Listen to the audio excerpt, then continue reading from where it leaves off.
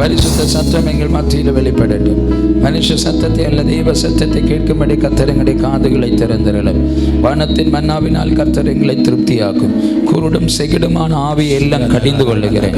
சர்வ வல்லவருக்கு முன்பாக சகலரும் ஒரு குழந்தைகளைப் போல ஆண்டவருடைய வார்த்தைக்கு அர்ப்பணிக்க அவருடைய இருதயங்கள் மனக்கதவுகள் திறக்கப்படுவதாக இயேசுவின் நாமத்தில் ஜனங்களை ஆசீர்வதிக்கிறேன்.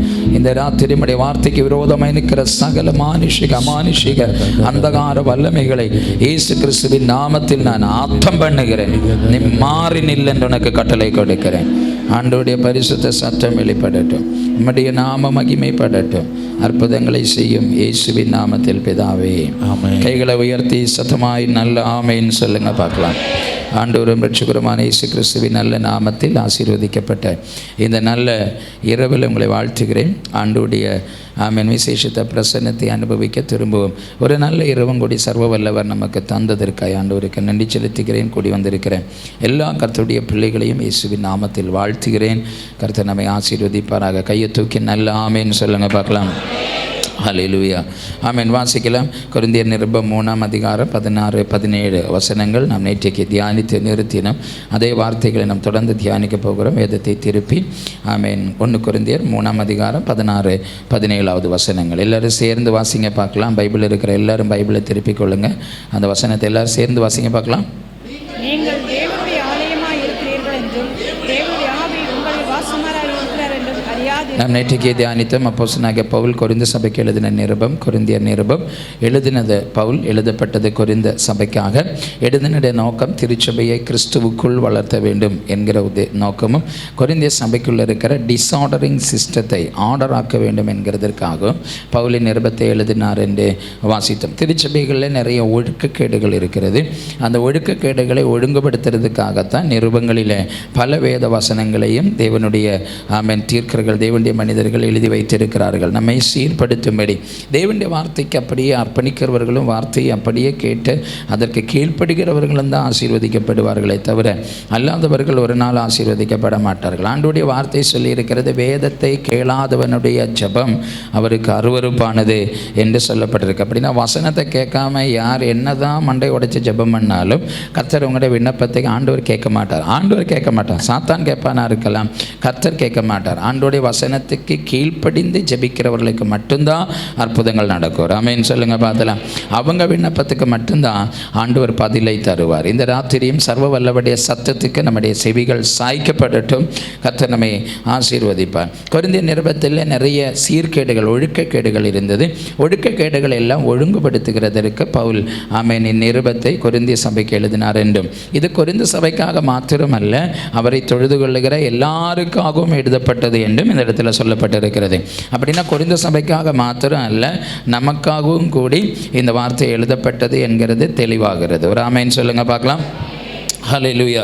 நேற்றைக்கு கொரிந்து சபையினுடைய 5 நல்ல கேரக்டர் நான் நேற்றைக்கு தியானித்தோம். 5 முதல் 7 வரையுள்ள வசனங்களில் 1 கொரிந்து சபை நல்ல உபதேசமுள்ள சபை, 2 நல்ல அறிவுள்ள சபை, 3 ஆமென் பொருளாதார சம்பத்துள்ள சபை, 4வது எல்லா வரங்களும் உள்ள சபை, 5 இயேசு வெளிப்படுகிறதுக்கு எதிர்பார்ப்போட காத்திருக்கிற சபை, அதற்கு மேலாக கிறிஸ்துவின் பண்ணை, கிறிஸ்துவின் மாளிகை, ஆமென் கிறிஸ்துவினுடைய நற்கந்தம், கிறிஸ்துவினுடைய செய்தித்தாள், இப்படி எல்லாம் கொரிந்து சபையை குறித்து நிறைய காரியங்கள் அதற்கப்புறமும் சொல்லப்பட்டிருக்கிறது. ஆமென். இந்த கொரிந்து சபைக்குள்ள இவ்வளவு உபதேசமும் அறிவும் உள்ள கொரிந்து சபைக்குள்ளதான் ஆமென் 4 குரூப்புகள் இருந்தது. Dividing category. சிலர் ஆமென் பவுலை சேர்ந்தவர்கள், சிலர் அப்பல்லோவை சேர்ந்தவர்கள், ஆமென் சிலர் கேபாவை சேர்ந்தவர்கள், சிலர் கிறிஸ்துவை சேர்ந்தவர்கள், இப்படி 4 ஆமென் குழுக்களும் அதே சர்ச்சுக்குள்ள தான் இருந்துச்சு. பவுல் அதை அறிஞ்சுக்கிட்டு ஜனங்களை கடிந்து கொள்ளுகிறான். ஒரு நல்ல ஊழியக்காரன் கடிந்து கொள்ளுகிறவனாக இருப்பான். ஒரு ஆமென் சொல்லுங்க. ஆமென். சபைக்குள்ள ஒரு நாளும் பிரிவினைகள் உண்டாகக்கூடாது.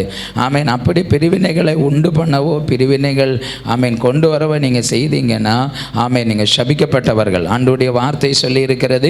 ஆமென் ஊழியக்காரனுக்கு விரோதமாக ஊழியர்கள் எழும்புறதும், திருச்சபைக்கு விரோதமாக திருச்சபை எழும்புறதும், ஆமென் சபைக்கு எதிராக சபையை கலகம் உண்டாகிறதும், கிறிஸ்துவின் சரீரமாகிய சபையில் பின்னிப்பில்களை வேறுபாடுகளை கொண்டு வருகிறதும் கடுத்த சாபத்தை கொண்டு வரும் என்கிறது வேத வசனம் நமக்கு தெளிவாய் கற்றுக் கொடுக்கிறது. அது ஆவியானவருடைய கிரியை அல்ல அல்ல என்றும் அது அசுத்த ஆவியினுடைய கிரியை என்கிறதும் தெளிவுபடுகிறது.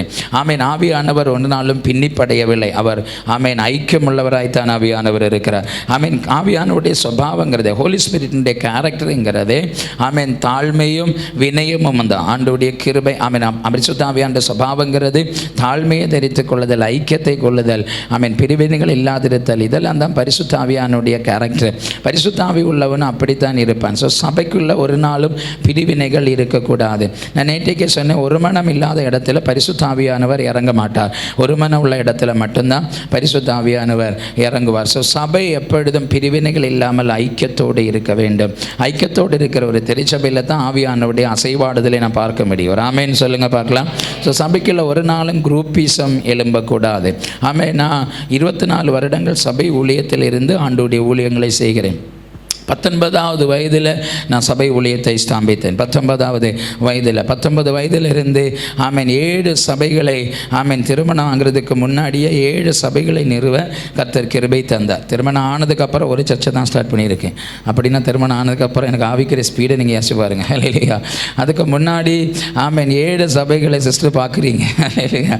அதுக்கு முன்னாடி 7 சபைகளை ஸ்தாபிச்சிருக்கிறேன். இன்றைக்கும் 2 சர்ச்சுக்கு பாஸ்டர் நான். ஆமாம், 2 திருச்சபைகளுடைய ஊழியக்காரன். இந்த ஊழியத்தில் ஸ்தாபிக்கப்பட்ட எல்லா ஆத்துமாக்களும் சபைகள் இருந்தால் இன்றைக்கி ஒரு 5000-6000 ஆத்துமாக்களுக்கு மேலே உள்ள ஒரு திருச்சபைக்கு பாஸ்டராக நான் இருக்கணும்.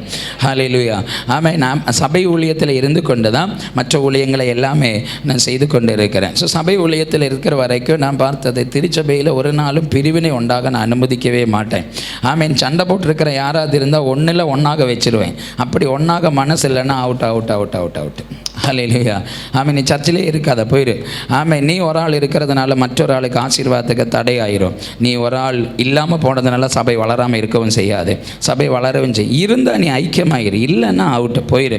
ஆமேன். கிறிஸ்துவின் சரீரத்துக்குள்ளே சண்டை இருக்கக்கூடாது. கையை உயர்த்தி வராமேன்னு சொல்லுங்கள் பார்க்கலாம். ஹல்லேலூயா. ஆமேன். கொரிந்தியர் நிருபம் 12ஆம் அதிகாரம், 1 கொரிந்தியர் 12ஆம் அதிகாரம் நீங்கள் வசிச்சிங்கன்னா ஆமேன், அங்கே பவுல் கிருபை வரங்களை குறித்து எல்லாம் நல்ல தெளிவாய் சபைக்கு போதிச்சுட்டு அதுக்கப்புறம் சொல்கிற, நாம் எல்லாம் கிறிஸ்துவின் சரீரமும் ஒரே அவயவங்களுமாய் இருக்கிறோம். சரீரம் ஒன்றும் அவயவங்கள் பலதும் அப்படின்னு சொல்லிட்டு, சரீரத்தில் கனமுள்ளதும் கனவீனமானதும் பலமுள்ளதும் பலவீனமானதும் ஆமேன், அப்புறம் அழகுள்ளதும் அழகற்றதுமான அவயவங்கள் இருக்கிறது. சிறியதும் பெரியதுமான பல அவயவங்கள் சரீரத்தில் இருக்கிறது. அவைகளை எல்லாம் ஒரே சரீரத்தில் வைத்திருக்கிறார் என்றும் அது சரீரத்தினுடைய உதவிக்காக வச்சிருக்கிறார்னு சொல்லப்பட்டிருக்கு. இல்லையா? ஆமாம். நான் நேற்றைக்கு முந்தா நேற்று நைட்டு நான் மலேசியாவில் இருந்தேன். நேற்றைக்கு காலையில் நான் இங்கே வரணும். ஆமாம். நான் மலேசியாவிலிருந்து என்னுடைய வலது கால் சென்னைக்கு வர்றதுக்கு தயாராகிட்டு, பட் என்னுடைய இடது கால் சொல்லுது நான் வரமாட்டேன், நீ வேணா ஒத்த காலில் பொய்க்கோன்னு சொல்லி இடது கால் முடங்கிட்டுன்னு வச்சுக்கோங்க. நான் ஒரு காலை வச்சு நொண்டி சென்னைக்கு வந்து சேர முடியுமா? சொல்லுங்கள். என்னுடைய வலது கால் மாமேன் சென்னைக்கு வர தயாரான பொழுது என் இடது காலும் சப்போர்ட் ஆயிடுச்சு. சப்போர்ட் ஆனதுனால தான் நான் சென்னைக்கு வந்து சேர்ந்தேன். எத்தனை பேருக்கு நான் சொல்கிறது விளங்குது? ஆமாம். நீங்கள் முன்னாடி ஸ்டெப்பு வைக்க வேண்டாம். முன்னாடி ஸ்டெப்பு வைக்கிறவங்க கூட பின்னாடி ஒன்று உதவி செஞ்சால் போதும், தரிசனம் நிறைவேற்றப்படும், சபை வளரும். ஆமாம். வலது கை தட்டுறதுக்கு ரெடி ஆகிட்டேன். ஆனால் இடது கை சொல்ல நான் தட்ட மாட்டேன், நீ வேணுன்னா ஒரு கை வச்சு தட்டிக்கோன்னு சொல்லிடு. இப்போ ஒரு கை வச்சு நீங்கள் தட்டிக்கிட்டுருங்க, சத்தம் வருமா? சத்தம் வராது. சவுண்டு வரணும்னா 2 கையும் தட்டுனா தான் சவுண்டு வரும். அதுக்கு அர்த்தம் ஆமீன், இடது கை நீ தட்ட வேண்டாம், வலது கை தட்டிக்கிடுவான். இடது கை ஒன்று நின்று கொடுத்தா போதும், நின்று கொடுத்தா சவுண்டு வரும். எத்தனை பேருக்கு நான் சொல்கிறது விளங்குது? ஸோ கிறிஸ்துவின் சரீரமாகிய சபையை ஆமீன் சரீரத்தில் அவயவங்களை வச்சிருக்கிறது, சரீரத்தினுடைய வளர்ச்சிக்காக கர்த்தர் வைத்திருக்கிறார். எபேசியர் நிருபம் 1ஆம் அதிகாரத்தில் வாசிச்சிங்கன்னா கடைசி வசனத்தில் சொல்லப்பட்டிருக்க கிறிஸ்து சபைக்கு தலையும் ஆமீன் சபை அவருடைய சரீரமும் என்று சொல்லப்பட்டிருக்கிறது. அப்போ கிறிஸ்துவின் சரீரம் தான் சபை என்கிறதை தெளிவுபடுத்துகிறது. ஸோ சபை சரீரத்தில் இருக்கிற அவயவங்கள் பாருங்களேன், சின்ன அவயவம் இருக்குது, பெரிய அவயவம் இருக்குது. அந்த கொரிந்தியர் நிருபத்தில் வாசிச்சிங்கன்னா சரீரத்தை குறித்து பவுல் சொல்லும்போது சொல்கிறான், சரீரம் முழுவதும் கண்ணாக இருந்தால் காலுங்க, காலாக இருந்தால் கையங்க, கையாக இருந்தால் மூக்கங்க, பல்லுங்க அப்படிலாம் கேட்குறார். நீங்கள் இங்கே பாருங்கள், உங்கள் சரீரம் ஃபுல்லாக கண்ணாக இருக்கிறத கொஞ்சம் யோசிச்சு பாருங்கள். தலை முதல் கால் வர கண்ணாக இருக்குது. உங்கள் உடம்பு பார்க்குறதுக்கு எப்படி இருக்கும்? என்ன ஒரு மாதிரியாக முழிக்கிறீங்க? ஆமென். உங்கள் சரீரம் ஃபுல்லாக கையாக இருக்குது. இங்கே 2 கை, இங்கே 2 கை, இங்கே 2 கை, இங்கே 32 கை. ஆமென். இங்கே 2 கை, இப்படி உடம்பு ஃபுல்லாக கையாக இருக்குது. உங்களை பார்க்குறதுக்கு எப்படி இருக்கும்? ஆமென். அதது சரீரத்தின் அவயவங்களை அதற்காக வைத்திருக்கிறார். இனியும் பாருங்களேன், ஆமென். கண்ணு தலையில் இருக்குது, காலு தரையில் இருக்குது. ஆமென். அப்போ காலு கண்ணை பார்த்து சொல்கிற, டேய் நீ தலையில் இருந்தாலும் சின்ன அவயவடா, ஆமென், பேசாமல் இருந்துக்கோ. ஆமென். நீ ரொம்ப திமிரு காட்டுன, ஆமென், நான் நடக்காமல் இருந்துருவேன். நடக்காமல் இருந்தால் நீ எப்படி போகிறேன்னு நான் ஒன்று பார்க்கட்டும். ஆமென். நான் கீழே இருந்தால் கூட நான் தான் உன்னையே தாங்கி நிப்பாட்டியிருக்கேன், நான் தாண்டா பெரிய ஆள் அப்படின்னு காலு திமிரு காட்டுது. ஆமென். உடனே கண்ணு சொல்லுது, ஆமென், இல்லைடா, ஆமென், நீ பெரிய ஆளாக இருந்தாலும் நான் தலையில் இருக்கேன், பார்த்துக்கோ, நான் தான் பெரிய ஆள். ஆமென். உனக்கு மேலே நான் தான் இருக்கேன், நீ எனக்கு கீழே தான் இருக்கா, ஒழுங்காக இருந்துக்கோ. ஆமென். அப்படின்னு சொல்லி காலை பாட்டு, ஆமென், கண்ணு பெருமை பாடுறது. இவங்க 2 பேரும் பெருமை பாராட்டி 2 பேருக்குள்ளும் ஒரே சண்டை வந்த உடனே காலு கண்ணை பரிகாசம் பண்ண ஆரம்பிச்சுட்டு, காலு கண்ணை பரிகாசம் பண்ண ஆரம்பித்த உடனே காலு பேசாமல் சமணம் போட்டி இருந்துச்சு. நீ போ, நான் பார்க்கட்டும் அப்படின்னு சொல்லி இருந்துட்டு கண்ணை வச்சு நடந்துருவீங்க. என்ன ஒரு மாதிரியாக பார்க்குறீங்க? கண்ணை வச்சு நடந்துருவீங்க, நடக்க மாட்டீங்க. ஹல்லேலூயா. சரி, காலு ரொம்ப திமிரு காட்டுதே, காலு ரொம்ப திமிரு காட்டுறதுனால கண்ணு சொல்லிட்டு, சரிடா, ஆமென், நீ தான் பெரிய ஆள், நான் ஒத்துக்கிறேன், நீ நடந்துக்கோ, நான் பார்க்க மாட்டேன். இப்போ என்ன ஆகும்?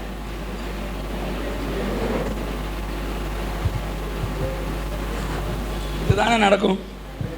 என்ன ஒன்றும் பேச மாட்டேங்கிங்க அப்படின்னா கண்ணுக்கு அதுக்குரிய தகுதி இருக்கு, காலுக்கு அதுக்குரிய தகுதி இருக்கு. சரீரத்தை அதனுடைய கணத்தில் தான் கர்த்தர் வச்சிருக்கிறாருன்னு எத்தனை பேர் கையை தட்டி ஆண்டவருக்கு ஆமென் சொல்லுவீங்க? நீங்க விசுவாசியா இருந்தாலும் பாஸ்டரா இருந்தாலும் ஆமென், கிறிஸ்துவின் சரீரத்தின் அவயவமாக இருக்கிறோம். நமக்குள்ள பிரிவினைகள் இருக்கவே கூடாது. சொன்ன கையை தட்டி நல்ல ஆர்ப்பரித்து சொல்லுங்க, டிவைடிங் ஸ்பிரிட், டிஸ்யூனிட்டி ஸ்பிரிட்டை நாங்கள் பிரேக் பண்றோம். பிரேக் பண்ணுங்க இயேசுவின் நாமத்தில். சபைக்குள்ள தலைவிரித்திருக்கிற சகல டிஸ்யூனிட்டி ஸ்பிரிட்டையும், சபைக்குள்ள இல்ல சபைகளுக்குள்ள தலைவிரித்திருக்கிற எல்லா டிஸ்யூனிட்டி ஸ்பிரிட்டையும் நாங்கள் பிரேக் பண்றோம். அப்படி சொல்லுங்க. ஹல்லேலூயா. ஆமென். சபைக்குள்ள ஐக்கியம் வேணும். ஆமென் சொல்லுங்க பார்க்கலாம். ஐக்கியமா இருந்தால் தான் சரீரம் பலனாய் இருக்கும், இல்லைன்னா சரீரம் பலனா இருக்காது. ஆமென். சில அவயவங்கள் பலனும் சில அவயவங்கள் பலவீனமா இருக்கு. நம்ம எலும்பை பார்த்தீங்கன்னா எலும்பு பயங்கர பலனா இருக்கு. எலும்பு ஸ்ட்ராங், இடிச்சா மூக்கு உடஞ்சிரும். ஆமென். அவ்வளவு பலன் எலும்பு சொல்லுது. சரீரத்தை பார்த்து, ஹார்ட்டை, இருதயத்தை பார்த்து சொல்லுது. இருதயம் இவ்வளவு தான் இருக்கு, ஒரு சின்ன சாஃப்ட், இப்படி தட்டுனா ரத்தம் வந்துடும். ஆமென், உடஞ்சிடும். அவ்வளவு சாஃப்ட் தான் நம்முடைய ஹார்ட்டு. இப்போ இருதயத்தை பார்த்து எலும்பு சொல்லுது, ஏய் ரொம்ப ஓவர் திமிரு காட்டாத, நான் தான் பலவாளி, நான் இருக்கனால தான் நீயே இருக்கிற, அதனால ஒழுங்கா இருந்துக்கோ அப்படின்னு சொல்லுது. அப்போ ஹார்ட்டு சொல்லுது, ஓகேடா, நீ ரொம்ப பலவான் தான், நீ பலவானே இருந்துக்கோ, நான் ஒன்றும் பண்ணுறேன், நான் துடிக்காம அப்படின்னு நின்றுறேன் அப்படின்னு ஹார்ட்டு நின்றுட்டு என்ன ஆகும்? பெட்டிக்குள்ள தான். ஹல்லேலூயா. அப்படின்னா ஹார்ட்டு சின்னதாக இருந்தாலும், நீ எலும்பு பலமாக இருந்தாலும், ஹார்ட் இருக்கனால தான் எலும்பு இருக்குது. ஆமென் சொல்லுங்க. சரி, ஹார்ட்டு சொல்லுது, ஆமென், எலும்பு ஹார்ட்டு சொல்லுது, நானால தான் உடம்பே அடைஞ்சிக்கிட்டு இருக்கு, நான் நின்றுட்டேன்னா உன் லைஃபே முடிஞ்சு போச்சு, அதனால ஆமென், நீ எலும்பை நீ ஒழுங்காக இருந்துக்கன்னு சொல்லுது. அப்படின்னா எலும்பு சொல்லுது, ஓகே, அப்படின்னா நான் உருகி போயிருந்தேன், மாம்சம் ஆயிருதுன்னு சொல்லுது. உடம்பு என்ன ஆகும்? அப்படின்னா அதாவது அவயவத்துக்கு அதாவது கூடிய கனத்தை கர்த்தர் கொடுத்திருக்கிறார். ஹல்லேலூயா. நம்மில அழகுள்ளதும் அழகற்ற அவயவங்களும் கனமுள்ளதும் கனவீனமான அவயவங்களும் நமக்குள்ள இருக்கு இல்லையா? நீங்க எல்லாரும் உங்க உள்ளங்கை எடுங்க பார்க்கலாம். உள்ளங்கை, அப்படி உங்க உள்ளங்கையை பாருங்க பார்க்கலாம். ஹல்லேலூயா. கருத்திருக்கா வெளிச்சிருக்கா? சொல்லுங்க. ஆமாம். நீங்கள் யாராவது உள்ளங்கைக்கு டெய்லி காலையிலையும் சாயங்காலமாக ஃபேஸுக்கு ஃபேஸ் பேக்கு போடுற மாதிரி, ஆமாம், உள்ளங்கைக்கு ஃபேர் அண்ட் லவ்லி போட்டு தேய்க்கிற யாராவது இருந்தால் கையை தூக்குங்க பார்க்கலாம். ஆமீன். இந்த கை வச்சு என்னெல்லாம் வேலை செய்கிறீங்க? ஆமீன். கறி எடுத்து பாத்திரத்தை தைக்கிறீங்க, சோப்படுத்து க்ளீன் பண்ணுறீங்க. ஆமீன். அப்புறம் இதை வச்சு தான் வேலை பார்க்குறீங்க. சகல வேலைகளும் இதை வச்சு தான் செய்கிறீங்க இல்லையா? என்ன வேலை செஞ்சாலும் அப்படி தண்ணிக்குள்ளே சோப்பப்பட்டு கழுகிட்டு அப்படி எடுத்து பார்த்தா நம்ம ஃபேஸ்புக்கும் நம்ம ஃபேர் அண்ட் லவ்லியும் ஃபேஸ்புக்கும் யூஸ் பண்ணி ஆமீன் பியூட்டி பார்லரில் போய் அழகுபடுத்துறது நம்மளோட முகத்தை விட அழகாக இருக்குதா இல்லையா? வராமேன்னு சொல்லுங்கள் பார்க்கலாம். யாராவது இதை பியூட்டி பார்லரில் கொண்டு போய் தேய்க்கிறீங்களா? உடம்ப கூட தேய்க்கிறவங்க இருக்காங்க, ஆனால் இதை தேய்க்கிற யாரும் இருக்கீங்களா? இல்லை. ஆனால் அதுக்குரிய கணத்தை கர்த்தர் கொடுத்திருக்கிறார் பாருங்கள், அழகை கொடுத்திருக்கிறார் பாருங்களேன். அந்த அழகை யாராலையும் மாய்க்க முடியாது. ராமேன்னு சொல்லுங்கள். ஆமேன். உங்கள் உள்ளங்கால பாருங்கள், தூக்கி பாருங்கள். நான் சாக்ஸ் போட்டிருக்கலாம் தெரியாது, பாருங்கள், உங்கள் உள்ளங்கால் எப்படி இருக்குன்னு பாருங்கள். ஆமாம், இந்த கால் எங்கெல்லாம் நடக்குது இல்லையா? அப்படி வெளுவெளுன்னு இருக்குதா? ஆமீன். டூத் பேஸ்ட் போட்டு தேய்க்கிற பல்லை விட வெளுப்பாக இருக்குதா அது? அப்போ ஆண்டவர் அதை எவ்வளவு கனமாய் வச்சிருக்கிறாருன்னு பாருங்களேன். சரீரத்தின் அவயவங்களுக்கு எல்லாம் அதற்குரிய கனத்தை கர்த்தர் தந்திருக்கிறார். எத்தனை பேர் ஆமேன்னு சொல்வீங்க? இனி இங்கே கவனிங்க, நீங்கள் எவ்வளோ வேணாலும் கண்ணு சண்டை போட்டுட்ருங்க, பல்லு சண்டை போட்டுட்ருங்க, திடீர்னு இல்லை வலது கை சண்டை போட்டுட்ருங்க, வலது கை சண்டை போட்டு கோவிச்சிக்கிட்டு இருக்குன்னு வச்சுக்கோங்களேன், கோவிச்சிட்டு இருக்கு, திடீர்னு இடது கையில் காயம் வந்துட்டு, காயம் வந்து ரத்தம் ஒழுகுது, ரத்தம் ஒழுகுன உடனே வலது கை அப்படிதான்டா வேணும், உனக்கு வேணும்டா, நான் இதை தான் எதிர்பார்த்தேன், ஒழுகட்டும், நல்லா ஒழுகட்டும் ஒழுகட்டும் அப்படி சொல்லுவீங்களா? சொல்லுங்க. அப்புறம் என்ன செய்யும்? அப்படி காயப்பட்ட உடனே வாய் ஆ அப்படின்னு ஒரு கத்தும். அடுத்த செகண்ட் வலது கை சேர்த்து இப்படி பிடிக்கும், பார்த்தீங்களா? இப்படி பிடிக்கும். ஆமாம், அதுக்கப்புறம் உடம்பு ஃபுல்லாக ஐயோ அப்படி அசையும் பாருங்களேன். அதில் ஒரு அவயவம் கூட உன் கை முறிஞ்சதுக்காக சந்தோஷம் அப்படின்னு சொல்லாது. எல்லா அவயவமும் அந்த வேதனையை சப்போர்ட் பண்ணி அந்த சரீரத்தை தாங்கும். எத்தனை பேருக்கு நான் சொல்றது விளங்குது? இதுதான் திருச்சபைன்னு சொல்றேன். சபை பலமாக இருந்தாலும் பலவீனமாக இருந்தாலும் கிறிஸ்துவின் சரீரத்தில் கர்த்தர் நம்மை வைத்திருக்கிறார். ஒருவரை தாங்குகிறதும், ஒருவருக்கு விட்டு கொடுக்கிறதும், ஒருவரை மன்னிக்கிறதும், பரிசுத்த ஆவியானவர் சித்தத்தை செய்கிறதாம் திருச்சபையினர். தலைவர் நல்ல கையை தட்டி ஆண்டவரே எங்களுக்குள்ள அன்பை தாங்க, ஐக்கியத்தை தாங்க அப்படி சொல்றவங்க கரங்களை தட்டி ஆவியில நிரம்பி கொஞ்ச நேரம் ஜெபம் பண்ணுங்க பார்க்கலாம். ஜெபம் பண்ணுங்க. தகப்பனே, நாங்க உங்க பிள்ளைங்க, எங்களுக்குள்ள பிரிவினைகள் இருக்கக்கூடாது, வேறுபாடுகள் இருக்கக்கூடாது, எங்களுக்குள்ள ஐக்கியத்தை கொண்டு வரும். இதுதான் கொரிந்திய சபைக்கு பவுல் அவ்வளவு ஆக்குரேட்டாய் அவர் கற்றுக் கொடுக்கிறார். எவ்வளவு தெளிவாய் கொரிந்திய சபைக்கு கற்றுக் கொடுக்கிறார் தெரியுமா? கிறிஸ்துவின் சரீரமாகிய அவயவங்கள், சரீரத்தில் பல அவயவங்கள் இருந்தால் அந்த அவயவங்கள் எல்லாம் ஒரே சரீரத்தில் தேவன் வைத்திருக்கிறார் என்றும், முழு அவயவங்களும் சரீரத்தின் வளர்ச்சிக்காக கொடுக்கப்பட்டிருக்கிறது என்றும், அதில் ஒரு அவயவம் பலவீனப்பட்டால் சரீரம் முழுவதும் பலவீனப்படும் என்றும், அவயவங்கள் முழுவதும் பலனாய் இருந்தால் அது சரீரத்தின் வளர்ச்சிக்கு, ஆரோக்கியத்திற்கு பலனாய் இருக்கும் என்கிற நீங்கள் புரிந்து கொண்டு கிறிஸ்து சபைக்கு தலையும் நாம் அவருடைய சரீரமும், அந்த சபை அவருடைய சரீரமும், அந்த சபையில் தனித்தனி அவயவங்களாய் கர்த்தர் உங்களையும் என்னையும் வைத்திருக்கிறார் என்கிறதையும் கொரிந்தியர் நிருபம் கற்றுத் தருகிறது. ஆமென் சொல்லுங்க பார்க்கலாம். நமக்குள்ள பெரியவனும் இல்லை, சின்னவனும் இல்லை, நீங்க இல்லாம நாங்களும் இல்லை, நாங்க இல்லாம நீங்களும் இல்லை. ஆமென் சொல்லுங்க. நமக்குள்ள யாரும் பெரியவர்களும் இல்லை, நமக்குள்ள யாரும் சின்னவங்களும் இல்லை, நாம் எல்லாம் கிறிஸ்துவின் சரீரத்தில் இருக்கிறோம். அந்த சரீரத்தில் இருக்கவங்க எல்லாம் ஒரு அல்லேலூயா சொல்லுங்க பார்க்கலாம். ஆமென். அப்படின்னா இன்னைக்கு பிரிவினை எல்லாம் கலைஞ்சிருங்க. ஆமென் சொல்லுங்க. ஆமென். நமக்குள்ள வேறுபாடுகள் இருக்கக்கூடாது, கசப்பு இருக்கக்கூடாது. ஆமென். உங்களை யாரையா ஒருத்தர் மன்னிக்கணும்னா மன்னிக்கணும். சபைக்குள்ள பிரிவினைகள் இருக்கவே கூடாது. ஆமென் சொல்லுங்க. இனி அப்படி உங்களுக்கு பிரிவினை இருக்கு, உங்களால் ஒத்து போக முடியலன்னா ப்ளீஸ் நீங்க போயிருங்க. பாஸ்டர் சீவன் என்கிட்ட கோவப்பட்டாலும் பரவாயில்ல, சர்ச்சை விட்டு போயிருங்க ப்ளீஸ்.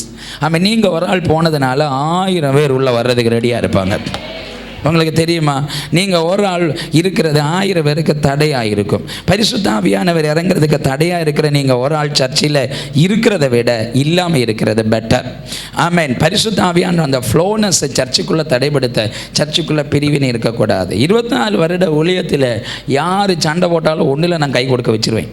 ஆமென். போன வாரமும் ஆராதனை முடிச்சோன்னு 2 பேரை உட்காந்து கவுன்சிலிங் பண்ணி கெட்டி பிடிக்க வச்சுட்டு தான் நான் வந்தேன். ஹல்லேலூயா. அதுக்கப்புறம் தான் நான் ஊழியத்துக்கே கிளம்பினேன். அப்படி இல்லைன்னு எனக்கு சமாதானம் இருக்காது. இதுவரை 2 சண்டை போட்டுட்டு இருக்கும். நான் அடுத்த வாரம் சர்ச்சுக்கு போகும்போது சர்ச்சில் பெரிய புகிலே இருக்கும். அப்புறம் சர்ச்சை சமாதானப்படுத்த என்னால் முடியாது. சபைக்குள்ளே இருந்தால் எல்லாரும் ஒருமனம் உள்ளவங்களாகவும் ஐக்கியம் உள்ளவங்களாக இருக்கணும். அதுதான் திருச்சபை. நிறைய பேர் உடஞ்சி போயிருக்காங்க, நிறைய பேர் மனம் சோர்ந்து போயிருக்காங்க, நிறைய பேர் வியாதியோடு இருக்காங்க, நிறைய பேர் தனிமையில் இருக்காங்க, நிறைய பேர் வருத்தப்பட்டு இருக்காங்க, நிறைய பேர் பொருளாதார நெருக்கடியில் இருக்காங்க. சில நேரம் 6 நாளும் வீட்டில் ஒரே சண்டை, சமாதானம் இல்லை, வேலைக்கு போனால் சமாதானம் இல்லை, வீட்டில் வந்தால் சமாதானம் இல்லை, எதிர்கால பயங்கள், இப்படி பல பிரச்சனைகளை சந்திக்கிறவங்க. ஆமென். தேவ சமூகத்தில் வரும்போதாவது எங்களுக்கு ஒரு ஆறுதல் கிடைக்குமே, எங்களுக்கு ஒரு ஆசீர்வாதம் வராதா, எங்கள் கூட ஆண்டவர் பேச மாட்டாரா, நீங்கள் எங்களை தொட மாட்டீங்களா, எங்கள் காயத்தை ஆற்ற மாட்டீங்களா, எங்களுக்கு ஒரு விடுதலையை தர மாட்டீங்களா, அப்படி அழுதுட்டு சர்ச்சுக்கு வர்றாங்க. அவங்க வரும்போது சர்ச்சு ட்ரையாக இருந்து அவங்க நிலைமையை நினச்சி பாருங்க. ஆமென். உங்களை விட்டுருங்க, அவங்க நிலைமையை நினச்சி பாருங்க.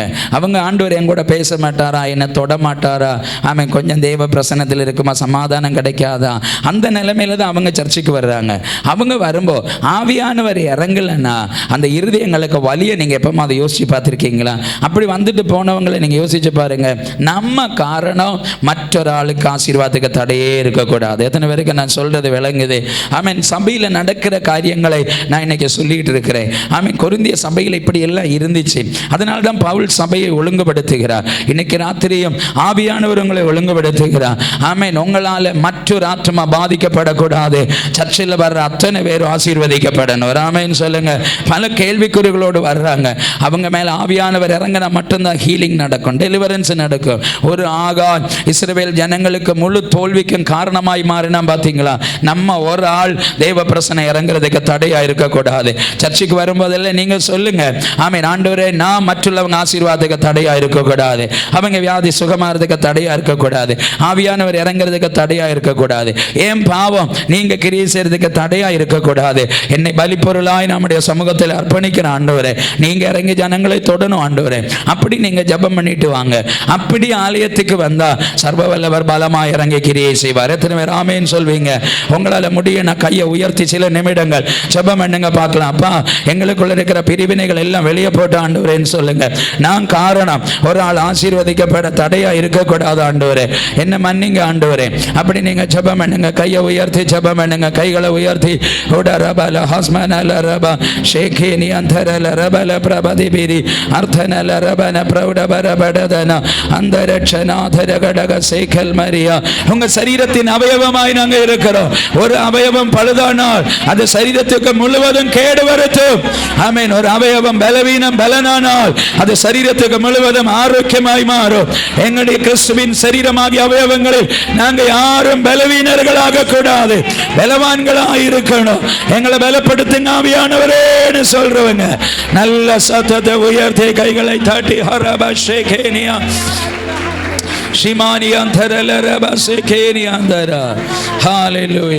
இதைதான் பவுல் சொல்லுகிறார். சபைக்குள்ள பிரிவினைகள் உண்டாக இருக்கிறதே, உங்களுக்குள்ள 4 கூட்டங்கள் 4 குரூப்புகள் இருக்கிறது நான் கேள்விப்படுகிறேனே. கிறிஸ்து இப்படியா இருக்கிறார். ஆமென். யார் உங்களுக்காக மரித்தார், யார் உங்களுக்காக ரத்தம் சிந்தினார், என்ன சகோதரர்களை நீங்க இப்படி இருக்கிறீங்க அப்படின்னு சபையை சீர்படுத்துகிறார்.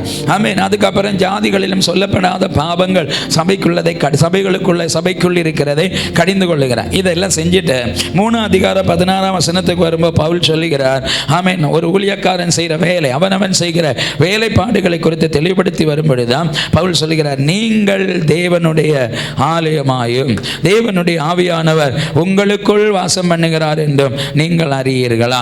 அப்படின்னா நாம் தான் தேவனுடைய ஆலயம். எல்லாரும் சொல்லுங்க பார்க்கலாம், நான் தேவனுடைய ஆலயம். உங்க தலையில கை வச்சுட்டு சொல்லுங்க, நான் தேவனுடைய ஆலயம். நீங்க தேவனுடைய ஆலயம். தேவனுடைய ஆவியானவர் உங்களுக்கு உள்ள இருக்கிறார். உங்க உள்ளதான் கர்த்தருடைய ஆவியானவர் இருக்கிறார். சோ தேவனுடைய ஆலயம் எப்படி இருக்க வேண்டும், அதை தான் இன்னைக்கு ராத்திரி நம்ம தியானித்து ஜெபிக்க போறோம். ஆதியாகமம் 1 ஆமென் 1 ஆதியில் தேவன் வானமும் பூமியும் இல்லாதிருந்த காலகட்டத்தில் தேவன் தம்முடைய வார்த்தைகளோட வானத்தையும் பூமியையும் படைத்தார். வானத்தையும் வானத்துக்குரியவைகளையும் படைத்தார், பூமியும் பூமிக்குரியவைகளையும் படைத்தார், சமுத்திரமும் சமுத்திரத்துக்குரியவைகளையும் படைத்தார். சகலத்தையும் தம்முடைய வார்த்தையினால் சிருஷ்டித்த தேவன் ஆமென் 26 ஆதியாகமம் 1:26 தேவன் மனுஷனை படைக்கிறார். மனுஷனை படைக்கும்போது தேவன் தம்முடைய ஆவியினாலும் தன்னுடைய சாயலின்படியும் தம்முடைய ரூபத்தின்படியும் மனுஷனை படைப்போமாக என்கிறார். அப்ப படைக்கப்பட்ட மனுஷன் தேவனுடைய சாயலின்படியும் தேவனுடைய ரூபத்தின்படியும் படைக்கப்பட்டான். என்ன தேவனுடைய சாயல்? யோவான் சுவிசேஷம் 4:24 தேவன் ஆவியாய் இருக்கிறார். சத்தத்தை உயர்த்தி சொல்லுங்க பார்க்கலாம், தேவன் ஆவியாய் இருக்கிறார். அப்ப தேவனுடைய சாயல் என்ன? ஆவி. ஆவியான தேவன் தாம் படைத்த மனுஷன் not a spiritual man but a spirit man.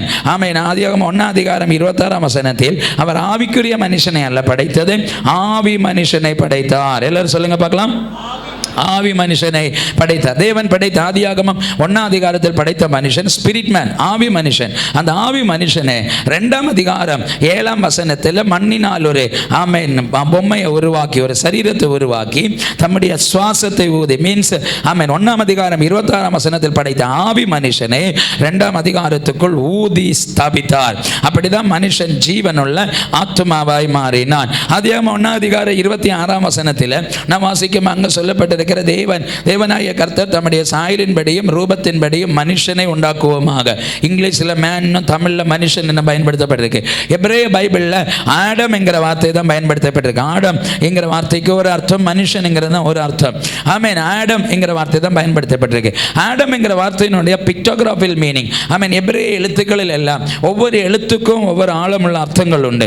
ஆமென். எழுத்துக்களை செப்பரேட் பண்ணி அர்த்தமாய் அந்த வார்த்தைகளை வியாக்கியானம் பண்ணலாம். அதுதான் பைபிளில் சொல்லியிருக்கு. வானமும் பூமியும் ஒளிந்து போனாலும் என் வாயில், ஆமென், என் வார்த்தையில் ஒரு உறுப்பாகிலும் ஒளிந்து போகாது அப்படின்னு சொல்றது.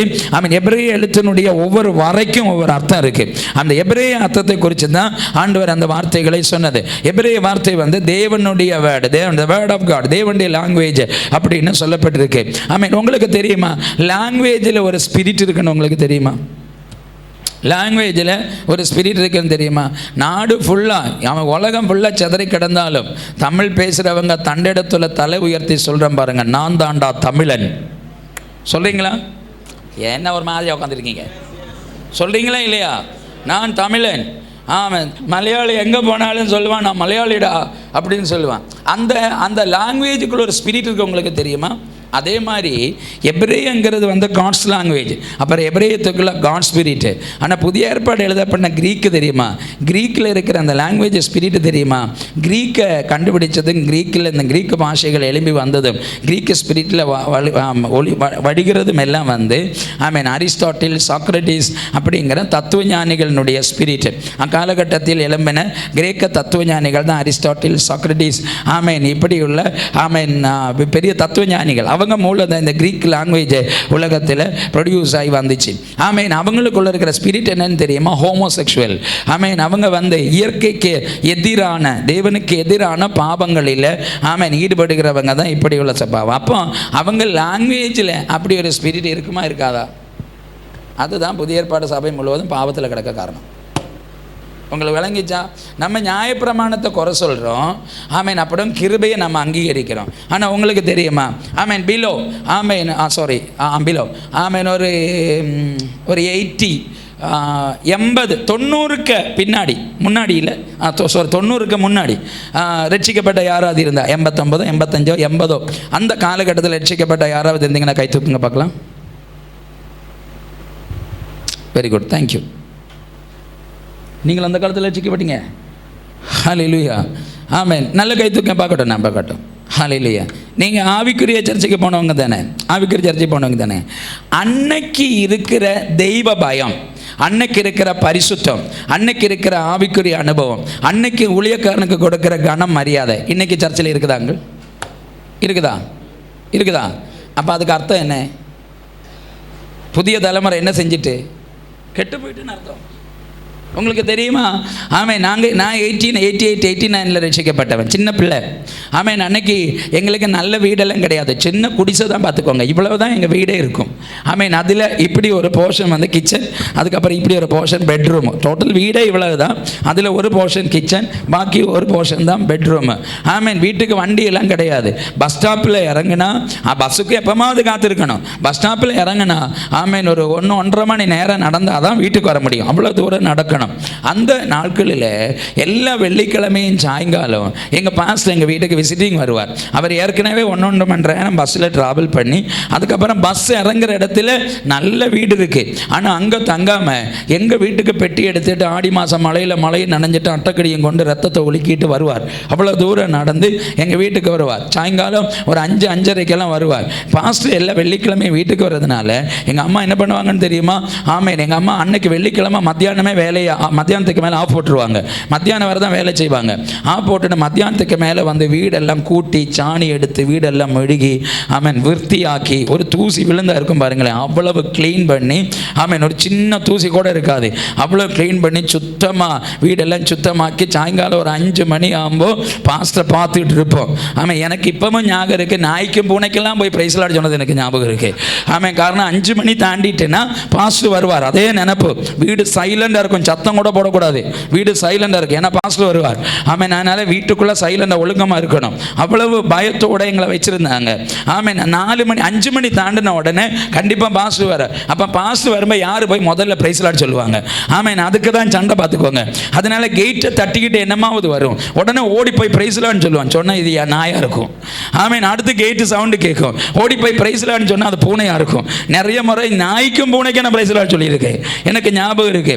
ஊழியக்காரன் வந்தால் எவ்வளவு எதிர்பார்ப்போடு இருந்தேன்னு தெரியுமா? பாஸ்டர் வீட்டுக்கு வந்துட்டார்னா வீட்டில் ஒரு ஊசி விழுந்தா கேட்கும். அவ்வளவு சைலண்டாக இருக்கும். ஆமென். பாஸ்டர் போகிற வரைக்கும் அவ்வளவு பியூரிட்டியாக இருக்கும் வீடு. ஆமென். அவ்வளோ பயம். ஊழியக்காரன்னா அவ்வளவு பயம். பாஸ்டர் பிரசங்கம் பண்ண மைக் எடுத்துட்டாருன்னு வைங்களேன், நாயும் பூனையும் கூட அசையாது, அப்படி நிற்பாங்க. இன்றைக்கி மாதிரியெல்லாம் இல்லை ஆராதனை.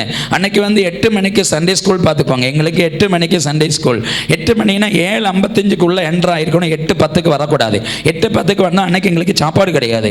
ஆமென். அதனால் கரெக்டு 7:55 போயிருக்கணும். அது எவ்வளவு 1.5 மணி நேரம் நடந்து சர்ச்சுக்கு போகணும் பார்த்துக்கோங்க. ஏன்னா வீட்டு வாசலில் சர்ச் இல்லை, வண்டியும் இல்லை. 1.5 மணி நேரம் நடந்தால் தான் சர்ச்சுக்கு போகணும். அப்போ ஞாயிற்றுக்கிழமை கூட 6:30 வீட்டிலேருந்து இறங்கணும். ஆடி மாதம் மழையில் இருந்துச்சுன்னா வெளுத்து வாங்கும். அந்த மழையில் ஆமென் இந்த பிளாஸ்டிக்கையும் போட்டுட்டு பைபிளையும் சுட்டி பிடிச்சிக்கிட்டு ஆமென் இப்படி வரைச்சிக்கிட்டு சர்ச்சுக்கு போனோம். ஆமென். நனைஞ்சு காலையில் 8 மணிக்கு 7:50 சர்ச்சுக்குள்ளே போனோம். சர்ச்சுக்குள்ளே போய் உள்ளே இருந்தால் 3/4 மணி நேரம் ஆடலும் பாடலும் இல்லை. சண்டே ஸ்கூல் 1.5 மணி நேரம் சண்டே ஸ்கூல். 1.5 மணி நேரம் எங்கள் சண்டே ஸ்கூல் டீச்சர்ஸ் வெளுத்து வாங்குவாங்க பாருங்களேன். ஆமென். அதுக்கப்புறம் 9:30 சண்டே ஸ்கூல் முடியும். முடிஞ்ச உடனே இன்றைக்கி மாதிரி காப்பி டீ எல்லாம் ஒன்றும் கிடையாது. ஏன்னா அது ஒரு மொட்டை மேலே மலை மேலே இருக்குது. யாரும் காப்பி சுமந்துட்டு வர மாட்டாங்க. அப்புறம் ஒரு 1/2 மணி நேரம் நீங்கள் எல்லாம் வெளியில் போய் கொஞ்சம் ஃப்ரெஷ் ஆகிட்டு உள்ளே வந்துடுங்க அப்படிம்பார். 9:30 பாஸ்டர் வந்து முழங்கால போட்டுருவார். பாஸ்டர் முழங்கால போட்டு சோத்திரம் சொன்ன ஆரம்பித்த உடனே நாங்கள் சண்டே ஸ்கூல் முடிஞ்சு வெளியே போனால் சண்டே ஸ்கூல் டீச்சர் வடி எடுத்துட்டு பின்னாடி வந்துடுவாங்க. கர்ரா ஏர்ரா ஏர்ரா ஏர்ரா அப்படின்ட்டு பின்னாடி வந்துடுவாங்க. வந்து 10 மணிக்கு சர்ச்சுக்கு உள்ளே இருந்தால் ஆராதனை முடிகிறதுக்கு 2:30-3 மணி ஆயிரும். ஆமாம். அந்த 3 மணி வரை ஷூ கூட போகக்கூடாது. அப்படி இருந்தோம் நாங்கள். உங்களுக்கு தெரியுமா? முன்னாடி இந்த விளையாடக்கூடாது, முன்னாடி இந்த பேசக்கூடாது, முன்னாடி இந்த சிரிக்கக்கூடாது, அவன் ஒன்றும் பண்ணக்கூடாது. பாஸ்டர் பிரசங்கம் பண்ணுவார், பார்த்துக்கிட்டே இருக்கணும், நோட்ஸ் எழுதணும், கேட்கணும். ஆமேன். அவ்வளோ ஸ்ட்ரிக்ட்டு. எப்போ பச்சை பிள்ளைகளை 8 வயசு பிள்ளைய நான் சொல்லிட்டு இருக்கேன். எல்லாமே 25 வயசு பிள்ளைங்க காரியத்தை சொல்லலை, 7 வயசு 8 வயசுல பிள்ளைங்க காரியத்தை சொல்லிகிட்டு இருக்கேன். அந்த வயசில் அப்படி இருக்கணும். அவ்வளோ ஸ்ட்ரிக்டாக ஆமேன் எங்கள் பாஸ்டர் எங்களை நடத்தினார். ஆமென். பாஸ்டர் மைக் எடுத்துட்டாருன்னா ஒரு விசுவாசி வெளியில் போக மாட்டாங்க தெரியுமா? இங்கே 100 தடவை தண்ணி குடிக்க போயிட்டு இருக்கீங்க, 100 தடவை பாத்ரூம் போயிட்டு இருக்கீங்க. எல்லாம் யூரினல் ப்ராப்ளம். இயேசுவின் நாமத்தில் யூரினல் ப்ராப்ளத்தை நான் கேன்சல் பண்ணுறேன். ஹல்லேலூயா. ஆமென். தேவ சமூகத்தில் வந்து இருக்கும்போது நம்ம தேவனுக்கு கொடுக்குற கனம், தேவனுக்கு கொடுக்குற மரியாதை. அப்புறம் மீட்டிங் முடிகிறதுக்குள்ளே ஆமென் 9 மணின்னு நமக்கு ஒரு டைம் வச்சுருக்கிறோம். 9:05 ஆயிட்டுன்னா நீ பாட்டுக்கு பிரசங்கம் பண்ணுறா பாஸ்டர், நான் போகிறேன்டான்னு பேக் எடுத்துகிட்டு போயிடுது. என்னோட கேள்வி, ஆமாம், நீங்கள் உங்கள் ஆஃபீஸில் வேலை பார்க்குறீங்க, உங்கள் எம்டி ஒரு எமர்ஜென்சின்னு ஒரு காரியம் உங்கள்கிட்ட பேசிக்கிட்டே இருக்கிறார். 5 மணிக்கு உங்களுக்கு பஸ்ஸு போயிடும். ஆமாம், எம்டி மீட்டிங் போயிட்டு இருக்கு, மீட்டிங் 5:30 தான் முடியும். நீங்கள் பேக் எடுத்துகிட்டு கிளம்பிடுவீங்க. சர்ச்சுக்கு வந்தால் ஒழுங்காக இருக்கணும். ஆமேன்னு சொல்லி ஆசீர்வாதம் சொல்லி பாஸ்டர் மைக்கு வைக்க வர சர்ச்சை விட்டு வெளியே போயிடக்கூடாது. தேவ சமூகத்துக்கு வந்தால் பக்தி வேணும், பயம் வேணும். நான் தேவனுடைய ராஜ்யத்தை ஆராதிக்க வந்திருக்கிறேன். ஆமென். தேவன் எனக்கு சாப்பாடு போட்டுட்டு இருக்கிறார். நான் அவர் சாப்பாடு போட்டுட்டு இருக்கும்போது ஆமென் நான் சாப்பிடாமல் விளம்பிட்டு இருக்கேன். நான் பாட்டுக்கு எழும்பி போனேன். எப்படி இருக்கும்? நீங்கள் கல்யாண வீட்டுக்கு போயிருக்கீங்க. உங்கள் கல்யாண வீட்டில் நீங்கள் இருக்கிற இடத்துல கல்யாண வீட்டுக்காரங்க வந்து இலை போட்டாங்க, இலை போட்டு சாப்பாடு போட்டாங்க. சாப்பாடு போட்ட உடனே நீங்கள் எழும்பி போயிட்டீங்க. அவங்களுக்கு எப்படி இருக்கும்? வேண்டாம், வந்தவங்க எழும்பி போயிட்டாங்க. உங்களுக்கு எப்படி இருக்கும் சொல்லுங்கள்? ஊழியக்கான ஆண்டவர் சமூகத்தில் காத்திருந்து ஜெபம் பண்ணி போராடி வாங்கி தேவ சமூகத்தில் வந்திருக்கிறார். அவன் வந்து தேவ சமூகத்தில் வந்து நிற்கும்போது ஆமாம், நீங்கள் உங்கள் பாட்டுக்கு ஆராதனை பண்ணினா உங்கள் பாட்டுக்கு இறங்கி போகிறீங்க அப்படின்னா நீங்கள் யாரை கனம் பண்ணலைன்னு அர்த்தம். எதுக்கு சிஸ்டர் பின்ன சர்ச்சுக்கு வர்றீங்க? எதுக்கு பிரதர் சர்ச்சுக்கு வர்றீங்க? உங்களுக்கு 1000 பிரச்சனை இருக்கட்டுமே. வீட்டில் பிரச்சனையாக இருக்கும், குடும்பத்தில் பிரச்சனையாக இருக்கும், என்னவா இருக்கும், பிரச்சனை இருக்கும். நமக்கு 1000 பிரச்சனை இருக்கும். ஆனால் என்னோட கேள்வி, தகப்பனுக்கு கொடுக்காத கனம் யாருக்கு கொடுக்குறேன்னு தான் என்ன கேள்வி. உங்களுக்கு தானே இந்த சாப்பாடை விளம்பிட்டு இருக்கிறார். அப்போ நீங்கள் பாட்டுக்கு எழும்பி போனால், நான் நேற்றுக்கு பார்த்தேன் பின்னாடி 1-2 கேஸ் போனது. அப்படி உள்ளவங்க வராதிங்க, சர்ச்சுக்கு வராதிங்க, மீட்டிங்கு வராதிங்க. நீங்கள் வீட்டில் இருந்து ஆராதிங்க. ஆன்லைனில் வருது, லைவில் வருது, லைவை பாருங்கள். சர்ச்சுக்கு வந்தால் 5 மினிட்டோ 10 மினிட்டோ ஆராதனை முன்னாடி போகும். ஆமீன். சிலப்போ டைம் கொஞ்சம் முன்னாடி போகும். ஆமீன். உட்காந்து கேட்கணும். காரணம் ராஜ்யத்தினுடைய ஜீவ மன்னா இல்லையா உங்களுக்கு விளம்பிக்கிட்டு இருக்கிறது. ஏன் அதுக்கு நீங்கள் முக்கியத்துவம் கொடுக்க மாட்டீங்க? அர்த்தம், சபையில் 80-90 காலகட்டங்களில் இருந்த அந்த கமிட்மெண்ட், அந்த அர்ப்பணிப்பு, ஊழியக்கார மேல உள்ள பயம், அது இன்னைக்கு இல்லை தெரியுமா சபையில்? என்ன காரணம் தெரியுமா? நாங்கள் பீரியட் ஆஃப் கிரேஸ். அந்த கிரேஸ் தான் பெரிய தலைவலியே. ஆனால் கிரேஸ் ஒரு நாள் வாள் எடுக்கும் பாருங்களேன். கிரேஸ் வாள் எடுத்துச்சுன்னா வெட்டு தான். நீங்கள் பார்த்துருக்கீங்களா? அன்னைக்கு இருந்த பயம் இன்னைக்கு இருக்குதா? அன்னைக்கு தெரியுமா ஊழியக்காரனா அவ்வளவு நடுக்கும். ஆனால் இன்னைக்கு ஊழியக்காரனா உங்கள் மச்சா மாதிரி. அப்படி தானே ஊழியக்காரன் நம்ம இன்னைக்கு கணம் பண்ணுறோம். நீ போடா ஊழியக்காரன், வேலையை பாடுறா, அப்படி தானே இருக்கிறோம். ஊழியக்காரங்க மேலே உங்களுக்கு பயம் இருக்கா? இன்னைக்கு சர்ச்சுக்கு மேலே பயம் இருக்கா? தேவனுக்கு மேலே பயம் இருக்கா? அவன் இன்னைக்கு அது இல்லாமல் போயிட்ட. ஏன் இல்லை? அவன் ஸ்பிரிட் வேறன்னு சொல்கிறேன். ஸ்பிரிட் வேற. இந்த ஸ்பிரிட் வந்து ஆங்கார உள்ள ஸ்பிரிட்டு, யுத்தம் பண்ணுற ஸ்பிரிட்டு, ஆமீன், பாவம் செய்கிற ஸ்பிரிட்டு. அந்த ஸ்பிரிட் வேறன்னா அந்த ஸ்பிரிட்டுக்குள்ள ஒபீடியனே இல்லைன்னு சொல்கிறேன். ஆனால் ஆமீன், ஹோலி ஸ்பிரிட் என்ன? ஆமீன், லூக்கா சுவிசேஷம் 3 அதிகாரம் 23 வசனமா 21 வசனமா ஆமீன், அங்கே சொல்லப்பட்டு இருக்கிறது. ஆமீன், இயேசு யோர்தானில் ஞானஸ்நானம் பெற்ற பொழுது ஆமீன், பரிசுத்த ஆவியானவர் புறாவை போல, புறாவாய் அல்ல, புறாவை போல அவர் மேல் இறங்கினார். ஏன் புறாவை போல பரிசுத்த ஆவியான இறங்கினான்னு சொல்லியிருக்கு. பரிசுத்த ஆவியானவரை புறாவுக்கு துல்லியமாய் ஏன் பேசியிருக்கு? புறா ஆமீன், ஒன்று ஹம்பிள்னஸ், லோலினஸ், ஹோலினஸ், இதை தான் புறா காட்டுது. ஒன்று புறா சுத்தத்தை காட்டுது, புறா அசுத்தத்தில் இருக்காது, புறா சுத்தத்தில் தான் இருக்கும். அப்படின்னா பரிசுத்த ஆவியானவர் பரிசுத்தங்கிறத காட்டுகிறது. 2 புறா கபடற்ற தன்மையை காட்டுகிறது, வஞ்சனை இருக்காது, கபடம் இருக்காது. பரிசுத்த ஆவியானவர் கபடமற்றவர் என்கிறத காட்டுறதுக்கு. 3 பரிசுத்த ஆவியானவர் தாழ்மை உள்ளவர், ஆமீன், வினயம் உள்ளவர் என்கிறத காட்டுது. புறா ஆமீன் தாழ்மையை காட்டுகிறது. அப்படின்னா பரிசுத்த ஆவியானவர் தாழ்மை உள்ளவர் என்கிறதை காட்டுகிறது. அப்படின்னா சபைக்குள்ள என்னதான் இருக்கணும்? தாழ்மை இருக்கணும், கபடற்ற தன்மைகள் இருக்கணும், பரிசுத்தம் இருக்கணும். அதுதான் சர்ச்சுன்னு நான் சொல்றேன். பட் 21ஆம் நூற்றாண்டு புதிய ஏற்பாடு சபை எப்படி இருக்குன்னு நான் கேட்கிறேன். கர்த்தம் சபைக்குள்ள டிஸ்ஆனரிங் சிஸ்டத்துக்கு காரணம் என்ன? லாங்குவேஜ் ஸ்பிரிட் பயங்கரமாய் மேனிஃபெஸ்ட் ஆகி கிடக்குன்னு. அதனால தான் அந்த ஹோலி கெட்டு போயிட்டு. ஆனால் உங்களுக்கு தெரியுமா? ஆமீன், காட் ஸ்பிரிட்டுங்கிறது வந்து ஆமீன், நம்ம பக்தியுடைய காட் ஸ்பிரிட்டுங்கிறது நம்ம ஃபியர்னஸுக்குள்ள, ஆமீன், இவன் காட் ஃபியருங்களுக்கு நம்மை கொண்டு போகிறது. இன்றைக்கி நம்ம ஊழியக்காரனை மதிக்க மாட்டேங்க. எனக்கு இப்போவும் ஞாபகம் இருக்குது. ஆமீன், 89ஆம் வருஷம்னு நினைக்கிறேன். ஆமீன், எங்கள் சர்ச்சில் வேலை நடந்துகிட்டு இருக்கு. எங்கள் சர்ச் ஒரு பெரிய சர்ச். அன்னைக்கு சர்ச்சில் வேலை நடந்துகிட்டு இருக்கு. அப்போ வேலை நடந்ததுனால ஒரு வீட்டில் வச்சு தான் ஆராதனை நடந்துச்சு. அப்போ ஜனங்கள் இப்படி திக்கி நெருங்கி இருப்பாங்க. இப்போ நான் வந்த உடனே ஆமீன், கீழே பைபிள் ஏதோ இருந்திருக்கு. நான் பைபிளை பார்க்கல. பைபிளை பார்க்காம ஆமீன், நான் இப்படி கால் வச்சு அந்த பைபிளை இப்படி ஒதுக்கி விட்டுட்டு நான் கீழே இருந்தேனா. ஆமீன், ஆனால் எனக்கு ஞாபகம் இல்லை. ஆனால் நான் அப்படி இருந்ததை எங்கள் செக்ரட்டரி பார்த்துட்டேன். சபைக்கு செக்ரட்டரி பார்த்துட்டேன். பார்த்து ஆராதனை முடித்த உடனே எங்கள் அம்மாட்ட போய் சொல்லிட்டார், இவன் சரியில்லை, இவன் பைபிளை கால் வச்சு உதச்சிட்டான் அப்படின்னு சொல்லிட்டார். எங்கள் அம்மா உதச்சி ஆடா ஏண்டா அப்படி செஞ்ச, ஒன்றும் கேட்கல, வந்தோர்னா விட்டாங்க பாருங்களேன். அப்படி காது புகஞ்சிட்டு இப்போவுமே எனக்கு வலிக்கு. அப்படியே சுருண்டு கீழே விழுந்துட்டேன், அந்த இடத்துல விழுந்துட்டேன். நான் நினைக்கிறேன் ஆமாம், நான் அன்னைக்கு மாதிரி இன்னைக்கா இருந்துச்சுன்னா நீங்கள் குடும்பமாக சர்ச்சை விட்ட போயிடுவீங்களே.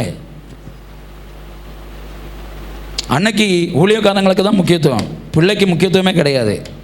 ஆனால் இன்னைக்கு பிள்ளைக்கு பேரை சொல்லி எத்தனை பேர் சர்ச்சை விட்டு போகிறீங்க? பிள்ளைகள் பேரை சொல்லி ஊழியக்காரங்கிட்ட கோவிச்சிட்டு இருக்கீங்க எத்தனை பேர்? ஒரு நாள் பாஸ்டர் பிள்ளையை கண்டிச்சிட்டாருன்னா, திட்டாருன்னா, நீங்கள் ஊழியக்காரன் மேலே 2 கொம்பையும் நீட்டிகிட்டு இருக்கீங்களே. உங்கள் பிள்ளைங்களை திட்டுங்க பாஸ்டர், நீங்கள் திட்டணும் அப்படின்னு ஏதாவது அப்பா அம்மா சொல்லியிருக்கீங்களா? ஆனால் அந்த காலகட்டத்தில் சபையில் எப்படி இருந்தாங்கன்னு தெரியுமா? எங்கள் அப்பா அம்மா எல்லாம் பிச்சு வாங்கிட்டாங்க எங்களை. அப்படி பயத்தோடு பார்த்துனாங்க. பைபிள் வாசிக்கலாம் இன்றைக்கி சாப்பாடு கிடையாது. சண்டே ஸ்கூல் டீச்சர், ஸ்கூலில் டீச்சர்ஸ் கம்ப்ளீட் பண்ணால் கூட பிரச்சனை இல்லை. சண்டே ஸ்கூல் டீச்சர் கம்ப்ளைண்ட் பண்ணாங்க, முடிஞ்சங்க கதை. ஆமே, நாங்கள் ஊழியக்காரங்கிட்ட சண்டைக்கு போக முடியாது. ஏன்னா அப்பா அம்மா ஊழியக்காரங்க பக்கம். அப்படி வெளுத்து வாங்கினாங்க. நான் போன வாரம் அன்எக்ஸ்பெக்டடாக நாகர்கோயிலில் மீட்டிங் போனப்போ ஒரு சர்ச்சுக்கு போனேன். அந்த சர்ச்சில் பாஸ்டர்கிட்ட பேசிட்டு இருந்தேன். அவர் ஒரு புக்கு இறக்கி இருக்கிறார். அந்த புக்கில் பிள்ளைங்களை குறித்து பிள்ளைங்களுக்கு வளர்ச்சி குறித்து நிறைய காரியங்கள் செஞ்சுருக்கிறார். அதில் அந்த ஆண்டிக்கு கொடுத்த கிஃப்ட்டுன்னு நினைக்கிறேன், அந்த சிஸ்டர் கொடுத்த கிஃப்ட். அவங்க அதை ஃபில் பண்ணி வச்சுருக்காங்க. அதில் எல்லா நாளும் பிள்ளைங்க பைபிள் வாசிக்கணும், ஜபம் பண்ணணும், அப்படின்னு ஒரு ஷெட்யூல்டு போட்டு இருக்கிறார். அந்தந்த டேட்டுக்கு அவங்க செஞ்ச இடத்துல எல்லாம் டிக் பண்ணணும். டிக் பண்ணிவிட்டு அவங்க செஞ்சுருக்காங்கிறதுக்கு உறுதிக்காக பேரண்ட்ஸை சைன் பண்ணணும். ஞாயிற்றுக்கிழமை சர்ச்சில் கொண்டு வந்து காட்டணும். அப்படி ஏதாவது பிள்ளைங்க செய்யலை அப்படின்னா அப்பாவும் அம்மாவும் பிள்ளைங்களும் பாஸ்டர் பார்க்க போகணும். பாஸ்டர் பார்க்க போனோன்னா செய்யலைன்னா அப்பா அம்மா முன்னாடி வச்சு பாஸ்டர் பிள்ளைங்களை அடிப்பாராம். பாஸ்டர் பிள்ளைங்களை அடிப்பாராம். நான் கேட்டேன், பாஸ்டர் அவங்க சர்ச்சுக்கு வர்றாங்களா பாஸ்டர் அப்படின்னு கேட்டேன். அவங்க வராங்களா? வரணும் அப்படின்னா நீ வராதன்ட்டார். சின்ன சர்ச்செல்லாம் கிடையாது, நல்ல பெரிய சர்ச்சு, 10-700 விசுவாசிகள் உண்டு. 5 வருஷம் தான் ஆகுது, சர்ச்சு பயங்கரமாக வளர்ந்துட்டு இருக்கு. அந்த சர்ச்சில் உள்ள காரியத்தை தான் நான் சொல்கிறேன். அடிப்பாராம். பிரசங்க நேரத்தில் வடி எடுத்துகிட்டு பிரசங்க பீடத்தில் வடி இருக்குமா. பிள்ளைங்க யாராவது எழும்பி போகிற சண்டை போடுற மாதிரி தெரிஞ்சிச்சுன்னா அப்படியே முன்னாடி வந்து சுள்ளு நோரம் கொடுத்துட்டு வந்து பிரசங்கம் பண்ணுவாராம். அவர் சொல்கிறாரு பிரசங்கம் பண்ணுவாராம். ஆனாலும் எங்கள் பிள்ளைங்க என்னை பார்த்தாலே அப்படி அச்சடக்கமாக இருக்கும் பாஸ்டர் அப்படின்னு சொல்கிறேன். உங்களால் பிள்ளைங்களை ஒழுங்காக வளர்த்த முடியல தானே, ஊழியக்காரனாவது வளர்த்துட்டு விடுங்களேன். சண்டே ஸ்கூலுக்கு ஒழுங்காக வீடுங்க, சர்ச்சுக்கு ஒழுங்காக வீடுங்க. ஏன் அந்த அந்த அந்த 90 காலகட்டத்துக்கு பின்னாடி இருந்த தெய்வ பயம், பக்தி, அந்த ஆவிக்குரிய பக்தி வைராக்கியம், சர்ச்சுன்னா ஞாயிற்றுக்கிழமையிலும் சனிக்கிழமையே ரெடியாக இருக்கும். ஞாயிற்றுக்கிழமை என்னைக்கு வரும்னு சொல்லி உங்களுக்கு தெரியுமா? 10 மணி ஆராதனைனா 9:30க்கே உள்ளே வந்து அந்நிய பாஷையில் பேசிக்கிட்டே இருப்போம், முழங்காலே இருப்பாங்க. எனக்கு இப்போவுமே ஞாபகம் இருக்குது, சர்ச்சிலேருந்து சர்ச்சு என்ட்ரன்ஸுக்குள்ளே கால் வச்சுட்டாங்கன்னா ஒரு 50 மீட்டராக நடந்து சர்ச்சுக்குள்ளே வரணும். அந்த என்ட்ரன்ஸில் வந்த உடனே துணியை தூக்கி இப்படி போடுவாங்க தலையில். அப்புறம் சொத்திர அப்படி தான் வருவாங்க சர்ச்சுக்குள்ள வந்த உடனே முழங்கால போட்டு கண்ணை மூடி ஜெபம் பண்ண ஆரம்பிச்சிருவாங்க. நம்ம ஆட்கள் அங்க வரும்போது மச்சி எப்படிடா இருக்க, அப்புறம் இங்க வந்த உடனே அவ ஏன் போன வாரம் வரல, அவன் ஏன் போன வரல, அவங்க 2 பேரும் என்னமா பேசிட்டு இருந்தாங்க. இருந்தாலும் போன வாரம் அந்த பிரசங்கம் அவ்வளவு நல்லா இல்லை, அவர் ஏன் அப்படி பேசினார். ஏதோ உனக்கிட்ட தான் வச்சிருக்காரு, நீ ஒழுங்கா இருந்துக்கோ. வரும்போதே உள்ள கலகத்தில் உண்டாக்கிட்டு தான் உள்ள வருது. பின்ன சர்ச்சுக்குள்ள எப்படி பிரசன்ஸ் இருக்கும். ஆனால் அந்த காலத்தில் எவ்வளவு பக்தி இருந்துச்சுன்னு தெரியுமா, சபையில் எவ்வளவு பயம் இருந்துச்சுன்னு தெரியுமா. அக்காலகட்டத்தில் இருந்த ஆத்தும அறுவடையும் தெய்வ பயமும் தேவனுடைய ஊழியக்காரனை கொடுத்த கணமும் தேவனுடைய ராஜ்யத்துக்கு கொடுத்த கணமும் இன்னைக்கு இல்லை. அதுக்கு காரணம் தெரியுமா? Language problem. காட் ஸ்பிரிட்டுக்குள்ள இதெல்லாம் இருக்குது, ஆனால் ஈவில் ஸ்பிரிட்டுக்குள்ள இது ஒன்றும் இல்லை. உங்களுக்கு தெரியுமா? இதுவும் புதிய ஏற்பாடு சபையை அட்டாக் பண்ணுற வேற ஒன்று. நம்ம ஹோலி ஸ்பிரிட்னு தான் சொல்கிறோம், அந்நிய பாஷை பேசுகிறோம், ஆராதிக்கிறோம். என்னோட கேள்வி, அந்நிய பாஷை பேசுகிற ஆராதிக்கிற நீங்கள் மூத்த ஊழியக்காரர்களை கனம் பண்ணுறீங்களா? கனம் பண்ணலைன்னா உங்களுக்குள்ள என்ன ஸ்பிரிட் இருக்கு? பெருமையின் ஆவி இருக்குன்னு அர்த்தம். பெருமையின் ஆவி யாருக்கு ஆவி?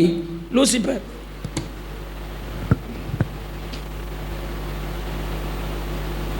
நீங்கள் ஊழியக்காரனை கனம் பண்ணுறீங்களா?